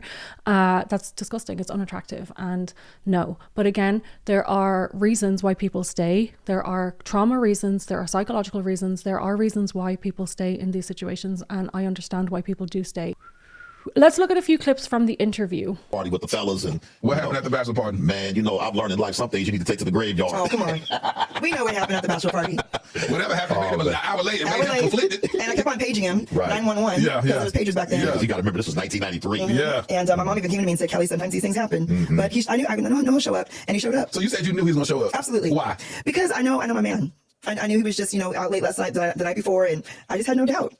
So Reggie, take me back to that moment. You were how old? 21. 21. So you're 21 and you had some extracurricular activities the night before, which I always think is the craziest thing that we normalize before we get married. We normalize having the strippers. We normalize saying, hey, get your last piece before you say I do. And now you're bringing that into your covenant, trying to unravel what you just did the night before you take the most beautiful step and create a covenant with a woman, but you bringing that into it less than 24 hours prior. Why do you think that is? I think that how sometimes we're wired, even as young men, you're going to have what I call human moments. Yeah. Even the Bible says in Isaiah 40:30 that young men would utterly fall. Right. So let's just say I was fulfilling scripture. Utterly, which means absolutely. Romans 3:23, all have sinned and come short of the glory of God. You said you're going to take that scripture, get it tattooed on your chest and live it, huh? And so, but you were assured, you were blessed assured that he was going to show up. Well, before we got married, we dated in high school. And in high school, I knew that I was number one, but I knew when I met him, he told me, you're my starter, but I got other ones on the bench, And, what else did you tell me, baby? That you're my point guard. Yes, and that you love me. But I like them. Right. So I was in a relationship that I was okay with that as long as I was first. And there's a reason for that. I want, the women to know out there. I didn't know Jesus. I didn't, know who I was. What'd you say, babe? I had no value. So you had no value. You had no worth. You did not know who you were. He said you didn't know your self-worth. Right. I'm 17. Yeah, I was a teenager. And I was preconditioned to think this way because my mother divorced my father for infidelity. And I always thought if you could just forgive him, our family would stay together. Oh, so that was not a deal breaker for me. As long as I knew about it. Now he knows if I found out about it, we'd have a problem. But if he told you in advance, you'd be okay. Yeah. So if he said, hey, listen, tomorrow I got this little shorty lined up. I'm going to go run through and I'm going to smash it. I'll see you the next day. He would never say that. It was usually after the fact. Yeah. Hey, I had a hiccup last night. Just heads up. Yeah. You know. A hiccup. You were saying after the fact? Right. As long as he confessed prior from you finding out, you said that's cool. That's okay. In fact, before he married me, he's like, I don't know if I'll ever be faithful. And I said, that's okay. So I walked down the aisle knowing I was marrying his worst, meaning that if he were to do something, the worst would be him stepping out. And then in your marriage, were y'all faced with that? Yes. Absolutely. How soon? Oh, from the gate.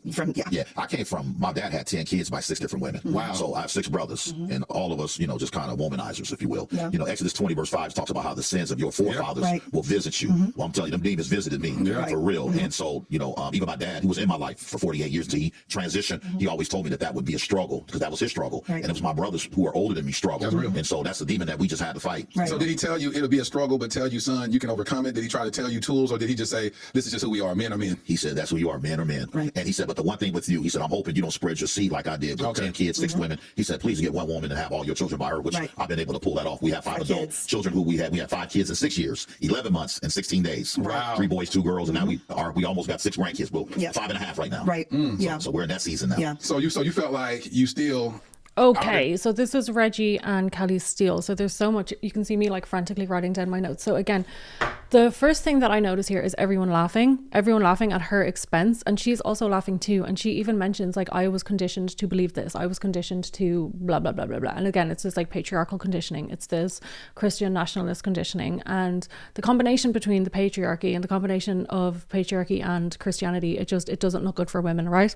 doesn't look good for women. And these men get to quote the scripture as a way to justify their cheating. Every man shall fall to, like, or whatever the fuck the scripture was, I can't remember, but he mentioned the scripture as a way to be like, ha, finally found it. It says it in the Bible that men will succumb to temptation. And they're all like, ha ha ha, he he, and they're all laughing at something that was obviously so traumatizing for her. So her pain and her suffering and her trauma that she's gone through because of his decisions is hilarious, according to all of these people, including her. Which, yeah, I'm just no, it's not funny, the shit that you put me through, or the shit that he's putting her through, or whatever. It's not funny. It's not ha ha he he on a podcast. And what else do I have here? The use of the words demon. Those demons from my family. Yes. Is there such thing as generational familial trauma? Yes. Do patterns repeat themselves unless they are worked on? Yes, that's true. Are they demons? No. Can you blame demons for your own decisions? No, you cannot, in my opinion. Absolutely the fork not. I also have written here that he said that he was never going to be faithful to her, and that she agreed as long as she was his number one. Like, I'm sorry, but like, again, I will ask the question, what about this man is so worth it? What about this man is so worth it that if any of these women had their choice, okay, 100% of these women that have been cheated on and stay, unless they're in an open marriage, unless they're agreeing to it, unless they're polyamorous, whatever, but like in these situations, that's not the case. All of these women, if they could choose, would be alone with their partners, just the two of them. None of these women would choose to be in a situation where their husbands are off riding other women. Like, no, 100% of them would want to stay at home with their husbands, just the two of them, and to be in a committed, monogamous, faithful relationship. But they are happy to be put through shit. Not happy to be put through shit, but she's happy as long as she's number one.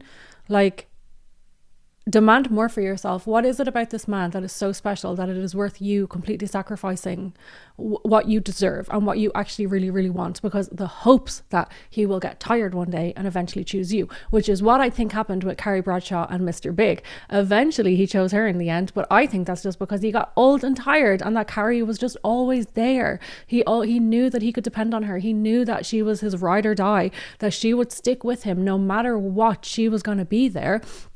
And he needed someone who was always going to be there to look after him before he died, while he was like old and he didn't have enough energy to be like swinging it around New York City anymore. And it's like, is that a good enough offer? Really? Is that a good enough offer? Well, you've always been the one that stayed with me no matter what. So therefore I will choose you, because you have no respect for yourself. You have no self-worth. You have no boundaries. You have so little value in yourself that I can do anything I want and you will just put up with it. And he even says that here. She had no value, no worth. She had no value, no worth. And they're all laughing about that he said that to her. You have no worth in yourself. You have no value in yourself. So therefore I know that I can manipulate you. I know that I can wrap you around my little finger and gaslight you and abuse you and do whatever the fuck I want. And because you don't value yourself enough, and you don't value yourself at all, or have any self-worth or self-love, that you will just stay with me endlessly, and I will still get to have you as my number one, like, anchor wife or whatever, who cooks and cleans and looks after the kids, and I can go get away with it, doing whatever I want.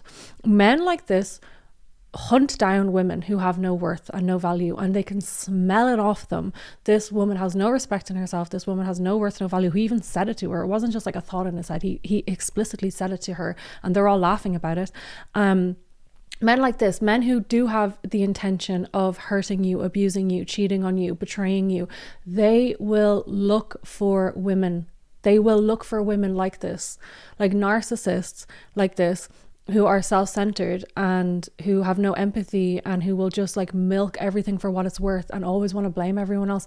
They will hunt down women like this, and they will put you through a series of like little tests in order to see how you respond, in order to see what they can get away with. And then when they find one like this who is more than willing to just put up endlessly with shit, endlessly, unconditionally stay present in their lives, they will hook her in, and they are like, ha, I got one. She's my ride or die. She's never going to leave me. She has no respect. She's never going to walk away. She doesn't trust herself. She values me a lot more than she values herself. I can do whatever the fuck I want, and she is still going to be waiting for me at home, and I'll probably return home to a clean home and a big fucking delicious Sunday roast. Okay, there are men out there who actually do like hunt down these types of women intentionally. Hooey. She also said that she was raised with a mother who left her father because he cheated. So there was infidelity in her home by her parents, and the mother actually cheated, and she thought that it would be a good idea to stay even if there was cheating. Why is this even like, what, like in my brain, I'm just like, it's just really unfortunate that we even have to think like, what would I do in a situation where my husband cheats on me? What would I do in a situation where I'm married and I have kids and I'm faced with the reality of knowing that my husband cheated on me? Like it's just horrible in this day and age that we even have to come up with scenarios like that where we can't just actually trust people, and there has to be prenups and there has to be postnups. There has to be, which is, I'm good, like we should all protect ourselves, like everyone should protect themselves, the groom, the bride, everyone should protect themselves before they enter a legal contract with someone. But anyway, she made the decision that because her mum left because of infidelity and it broke up the family, she would rather stay even if there was infidelity. And I'm like, sorry, but your mum probably saved you from being in a situation with an abusive man who was cheating on his wife, didn't give a fuck about her, was more than willing to sacrifice her mental health, her stability, her safety, her nervous system in order to go and stick his dick in whatever the fuck he wanted. That would have affected the kids so much if she had stayed and endlessly put up with that for 10 years, 20 years.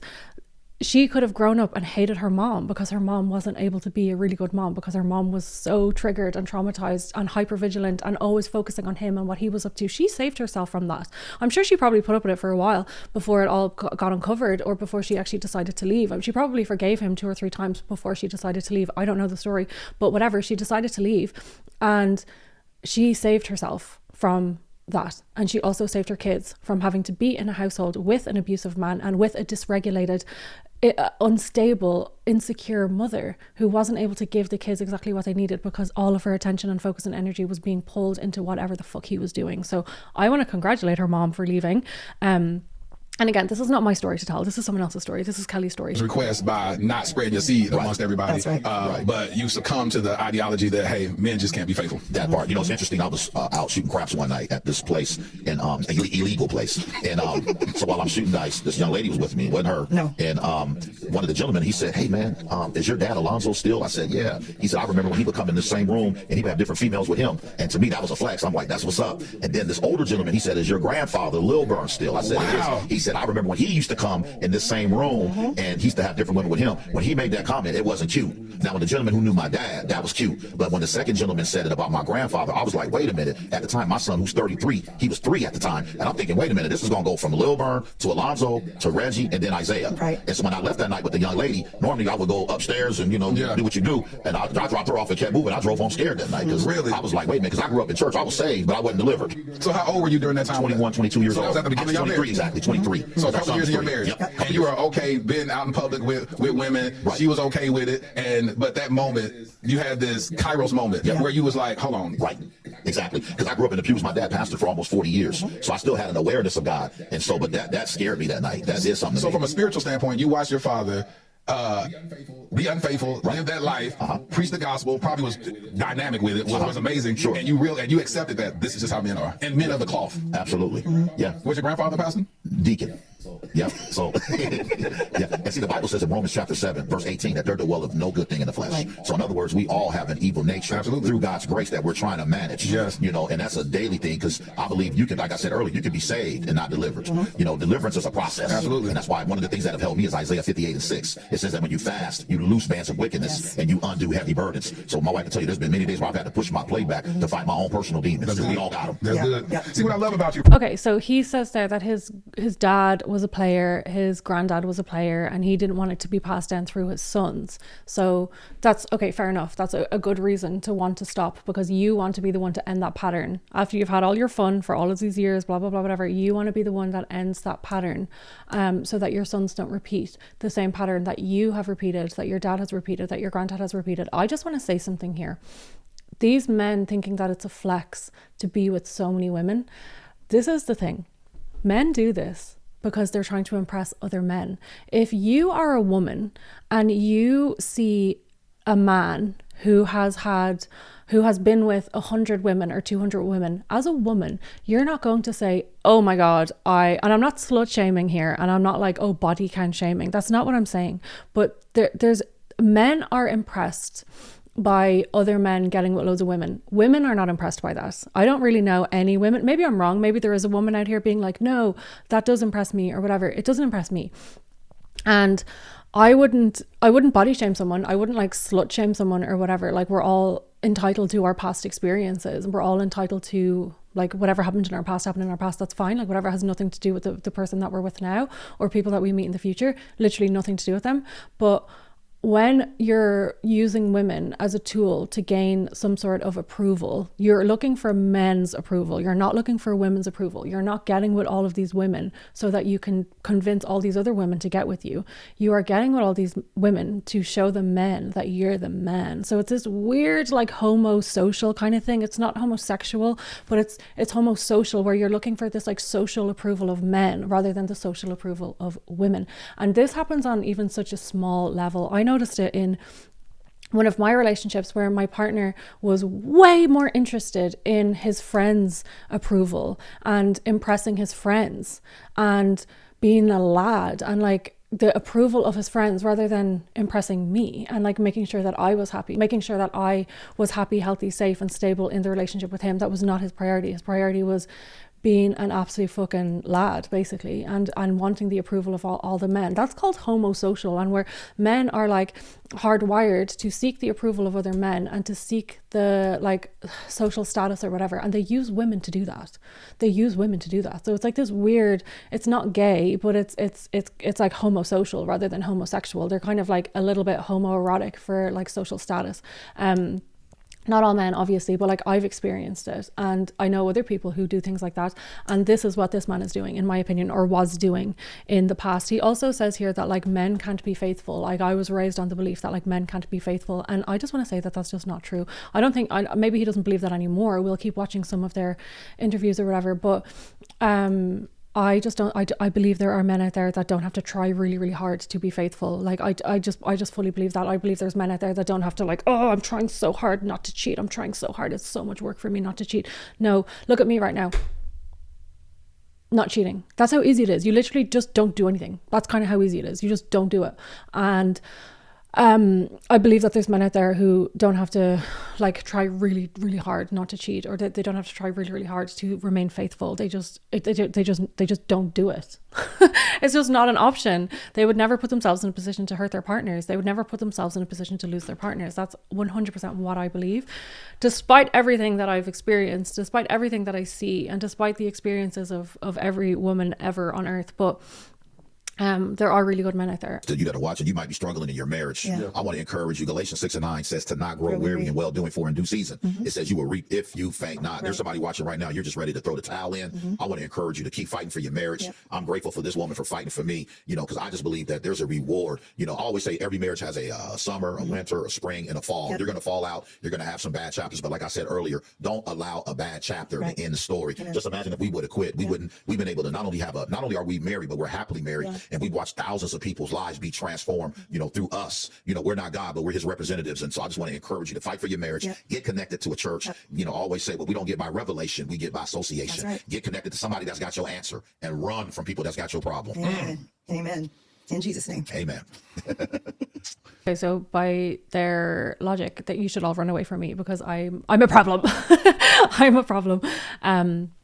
But okay, I would not take relationship advice from people who I just would not take relationship advice from people who either put their partners through endless shit or tolerated endless shit from their partner. That's just my opinion. That's not who I want to take my relationship advice from. I just completely changed as a person, and I realized that God loves me, that God has a purpose and plan for my life, that God chose me, that I'm fearfully and wonderfully made. Yeah. So he'll call me out my name. It wouldn't bother me because I allowed God's voice to be louder than his.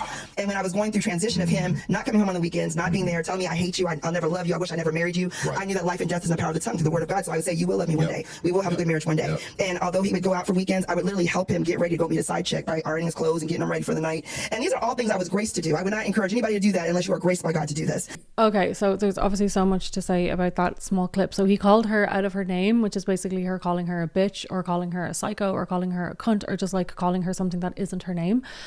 This is abuse. This is verbal abuse, and you should not put up with that. And she said that she was okay with it. And he was saying, I don't love you, I hate you. And she, in her brain, was thinking like, by the grace of God, you will love me one day. I will convince you one day to come home to me. Just because he chose you in the end doesn't mean that you have been chosen. It means that he just came back to the person who he knows he can get away with anything. He can get away with anything. And you are going to stay for many reasons, probably like a lack of self-worth, a lack of self-love, a lack of respect for yourself, a lack of self-worth, value, whatever, and trauma probably, and also using God, using scripture, using the devil, using demons as a way to justify an excuse and as a way to separate yourself from the actual responsibility and the actual accountability of he is the one that committed these sins. It wasn't the demon. It wasn't the demons. It was him. And God isn't the person that's telling you to stay in this relationship. It's you. You want to stay in this relationship and you want to make it work for whatever reason. You wanted to be with him, and it wasn't the grace of God that told you to stay. It was you wanted to, in my opinion. This is just my opinion, and again, it's not up to me to gatekeep God or religion or whatever, and to let people to tell people that they're wrong about their religion. I'm just using religion as an excuse to this kind of stuff. I'm just a little bit like oakley dokley. Earning his clothes to send him on his way to his side chick. May this love never find me. If you ever catch me ironing clothes for my man while he goes to fork someone else, I'm going to jail. I actually would go to jail. I would just go to jail. Okay, so we're going to look at one more video about Kelley, and this one is something I find really interesting as well, okay? 5 years into our process, Lord, do whatever it takes to save him. Because although I was going to church, praying, doing all this, it didn't seem to be making a difference. So this was going on for 5 years. Sure. When he had a reprobate mind. Yes, completely. And I was working for the police department as a dispatcher. It was 3 o'clock in the morning. I worked nights, he worked days because we couldn't afford daycare. I was dispatching. I got a call for armed robbery in process. I got the canine, the air unit set up a perimeter. We were chasing him. We pulled the car over, arrested them, and it was him. And my cousin. Yeah. Yeah. I'm Kermit the Frog at this moment. This is T. Yep. Yeah. Did you say you got the call and it was him? It was him. Committing armed robbery. Yeah. We caught him. Yeah. And he was arrested. I was arrested, me and my cousin. Yep. So he is now facing 7 to 21 years in prison. Yeah. To 21. I got off the floor, told my sergeant what happened because I didn't want to lose my job because you can't be married to a criminal. Right. And I'm like, I didn't know what he was doing. And my first thought was, who has my kids? Because it was 3 a.m. But my baby sister, she would come in and watch the kids while I'm out. He robbed people. And I kept a few dollars in her pocket. Oh, this is an ongoing thing you used to do. Oh, She never knew what you was robbing. No, Yeah, it was ongoing. And had no idea because he was a psych tech during the day. And a robber at night. Yeah. Call about double-minded. This is what I was living with. Yeah. And so I Let me finally. tell y'all something. I never knew all this. This is a whole different story. This ain't marriage. I'm fascinated. So he was in jail for 3 days. You can tell. And then during that day 3, I was on the top bunk. I said, Lord, if you get me out of this, I'll serve you. I had a Bible in my hand. I'm reading the Bible. 3 seconds later, they said, steal, roll up over the intercom. And I looked at my bunkie. He was down under me. I said, hey, man, did they say steal? He said, I think so. So I go up to the front, and they said, yeah, you've been bonded out. And I'm like, really? They like, yeah, you've been bonded out. So when I got out in the parking lot, I saw my wife out there and my mom and dad. I looked at my dad. I said, I'm ready to be a preacher. True story. Because that was a conversion. Listen, when God did that in 3 seconds, not 3 minutes, not 30 minutes. When I said, Lord, if you get me out of this, I'll serve you. 3 seconds later, they said, steal, roll up. And when I went outside, I told my dad I'm ready to accept my call. And you know what my dad, the best thing he ever did, he said, well, if you want to be a preacher, now that you're in all this trouble, he said, you and Kelley clean my church every Monday and Thursday, and then I'll let you preach in the next year. And so Okay, so he changed to become a man of God, not because he realized for no other reason other than he didn't want to go to jail. Basically, he handed his life over to the Lord because he got arrested for armed robbery and he did not want to go to jail. So he didn't turn his life around for her. He didn't turn his life around for his kids. He didn't turn his life around for his marriage because he suddenly discovered that he was acting like a fucking arsehole and treating her like shit. No, he turned his life around because he didn't want to go to jail. So, okay, anyway, there's so much with that couple, but I think we're going to leave it there because if I keep talking, the video is going to be really, really long. Okay, I'm just going to show you one more quick woman that I found on TikTok. This is Natalie Vanessa, and she posted a video about staying with her cheating partner that went really, really viral on TikTok and on Instagram. And I want to show you the original video that she posted, and then I want to show you the follow-on video that she made about staying with her cheating partner, and then anyway we'll talk about it. So this is her TikTok. So I'm gonna have to mute it because of the song, but I'll read out everything that's on the screen. He cheated on you for 10 years? Why did you stay so long? I thought my love could change him. I thought having his kids would make things better. I thought becoming his wife would make him commit more. I thought growing our family would keep us together. I genuinely thought it would stop. But it didn't. So after 10 years, I left. And never looked back. Okay, so that was the original video that she posted, and I just want to show you the follow-on video because that went really viral, and obviously people were being so mean to her in the comments, and people were shaming her so much. And again, I would never shame a woman for staying with someone or for the way that a man chooses to treat them. This is like Darvo. This is like public Darvo, when someone is cheated on or abused in some way, and then the blame gets put on that person, the reverse victim and offender. That's what's happening. It's an abuse tactic, and it's not fair. It's not right. And there's so many reasons why people stay in these situations, and belittling them or shaming them and taking the responsibility away from the person, the actual perpetrator, is Darvo essentially, and it's completely pointless. Anyway, so this is the follow-on video that she made in response to her video going viral. I have zero shame. When I tell you zero shame, because if I had any ounce of shame, do you think I would come and put myself on such a public platform? So the other day I made a video about me and my experience staying with my ex-partner for 10 years while he cheated on me basically throughout the whole relationship.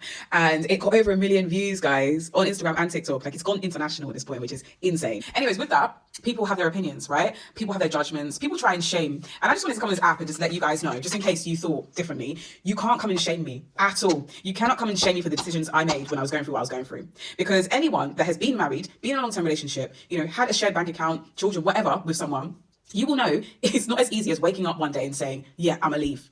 I'm gonna just leave. I'm just gonna go. Yeah, you cheated on me. I'm gonna just go. That, in principle, that is what we should do, and we know it. We know in our heart of hearts we shouldn't be there. But all these different factors that come into play, it doesn't make it easy to walk away. Everyone, ladies, men, whoever, stay humble. Okay, stay humble, because life will come at you real fast. I'm not wishing bad upon anyone. I genuinely hope everyone's life turns out exactly how they planned. But the reality is, and as you get older, you will understand this, things happen. You can't control people. Some people are master manipulators. Some people are big deceivers. Let people live their lives. Let people make the decisions that they want to make, and don't shame people for it. And don't try and shame me for it, because listen, I have zero shame. When I tell you zero shame. Because if I had any ounce of shame, do you think I would come and put myself on such a public platform, up for scrutiny, up for people's opinions, to say things to me? If I had shame, I have no shame in this story. Have a great day. Editing Kate just popping in for one final note. I just wanted to congratulate Natalie Vanessa here, because in abuse situations, in cheating situations, they are designed to shift the blame and shift the shame. Okay, so the person who ends up being abused or being cheated on is the one that ends up feeling all the shame. It's designed that way. It is designed that way. So I want to give her the biggest fucking congratulations for rejecting any of that shame and for knowing that that does not belong to her. Because most of the time, the people who do get abused and who do get cheated on are the ones left with all the shame and all the blame. So massive round of applause for Natalie Vanessa for refusing to accept that that is her shame. Yeah, she basically sums it up perfectly, that we don't know what people are going through. And again, cheating is rarely only... cheating being the only thing that person is doing against you, it's rarely ever just the only thing. Because as I said, cheating isn't just the physical act of cheating. There's all the lying, all the deceit, all the gaslighting, all the manipulation, all the abuse that comes with it. So it's never like, oh, they're perfect, and then there's just this cheating thing that needs to be worked on. These people are master manipulators, they're liars, they're gaslighters, and they will wear you down and also make you feel like you can't leave them. And that's what it is. It's abuse. Cheating is abuse. And anyway, thank you for being here. I think this video is going to end up being like 2 hours long by the time I'm finished yapping. But thank you for being here. I will see you next week and we will talk about something else. But thank you for being here, and be really nice to people and don't find any of these people on TikTok. I'm not going to link any of their TikToks. I'm not going to send people to any of their pages. That's not the point of this. I am going to leave that Reggie and Kelley Stelle interview up, linked below, if anyone wants to talk or anyone wants to watch the full thing, so that you know that none of those clips were taken out of context. But anyway, thank you for being here, and I will see you on the next video.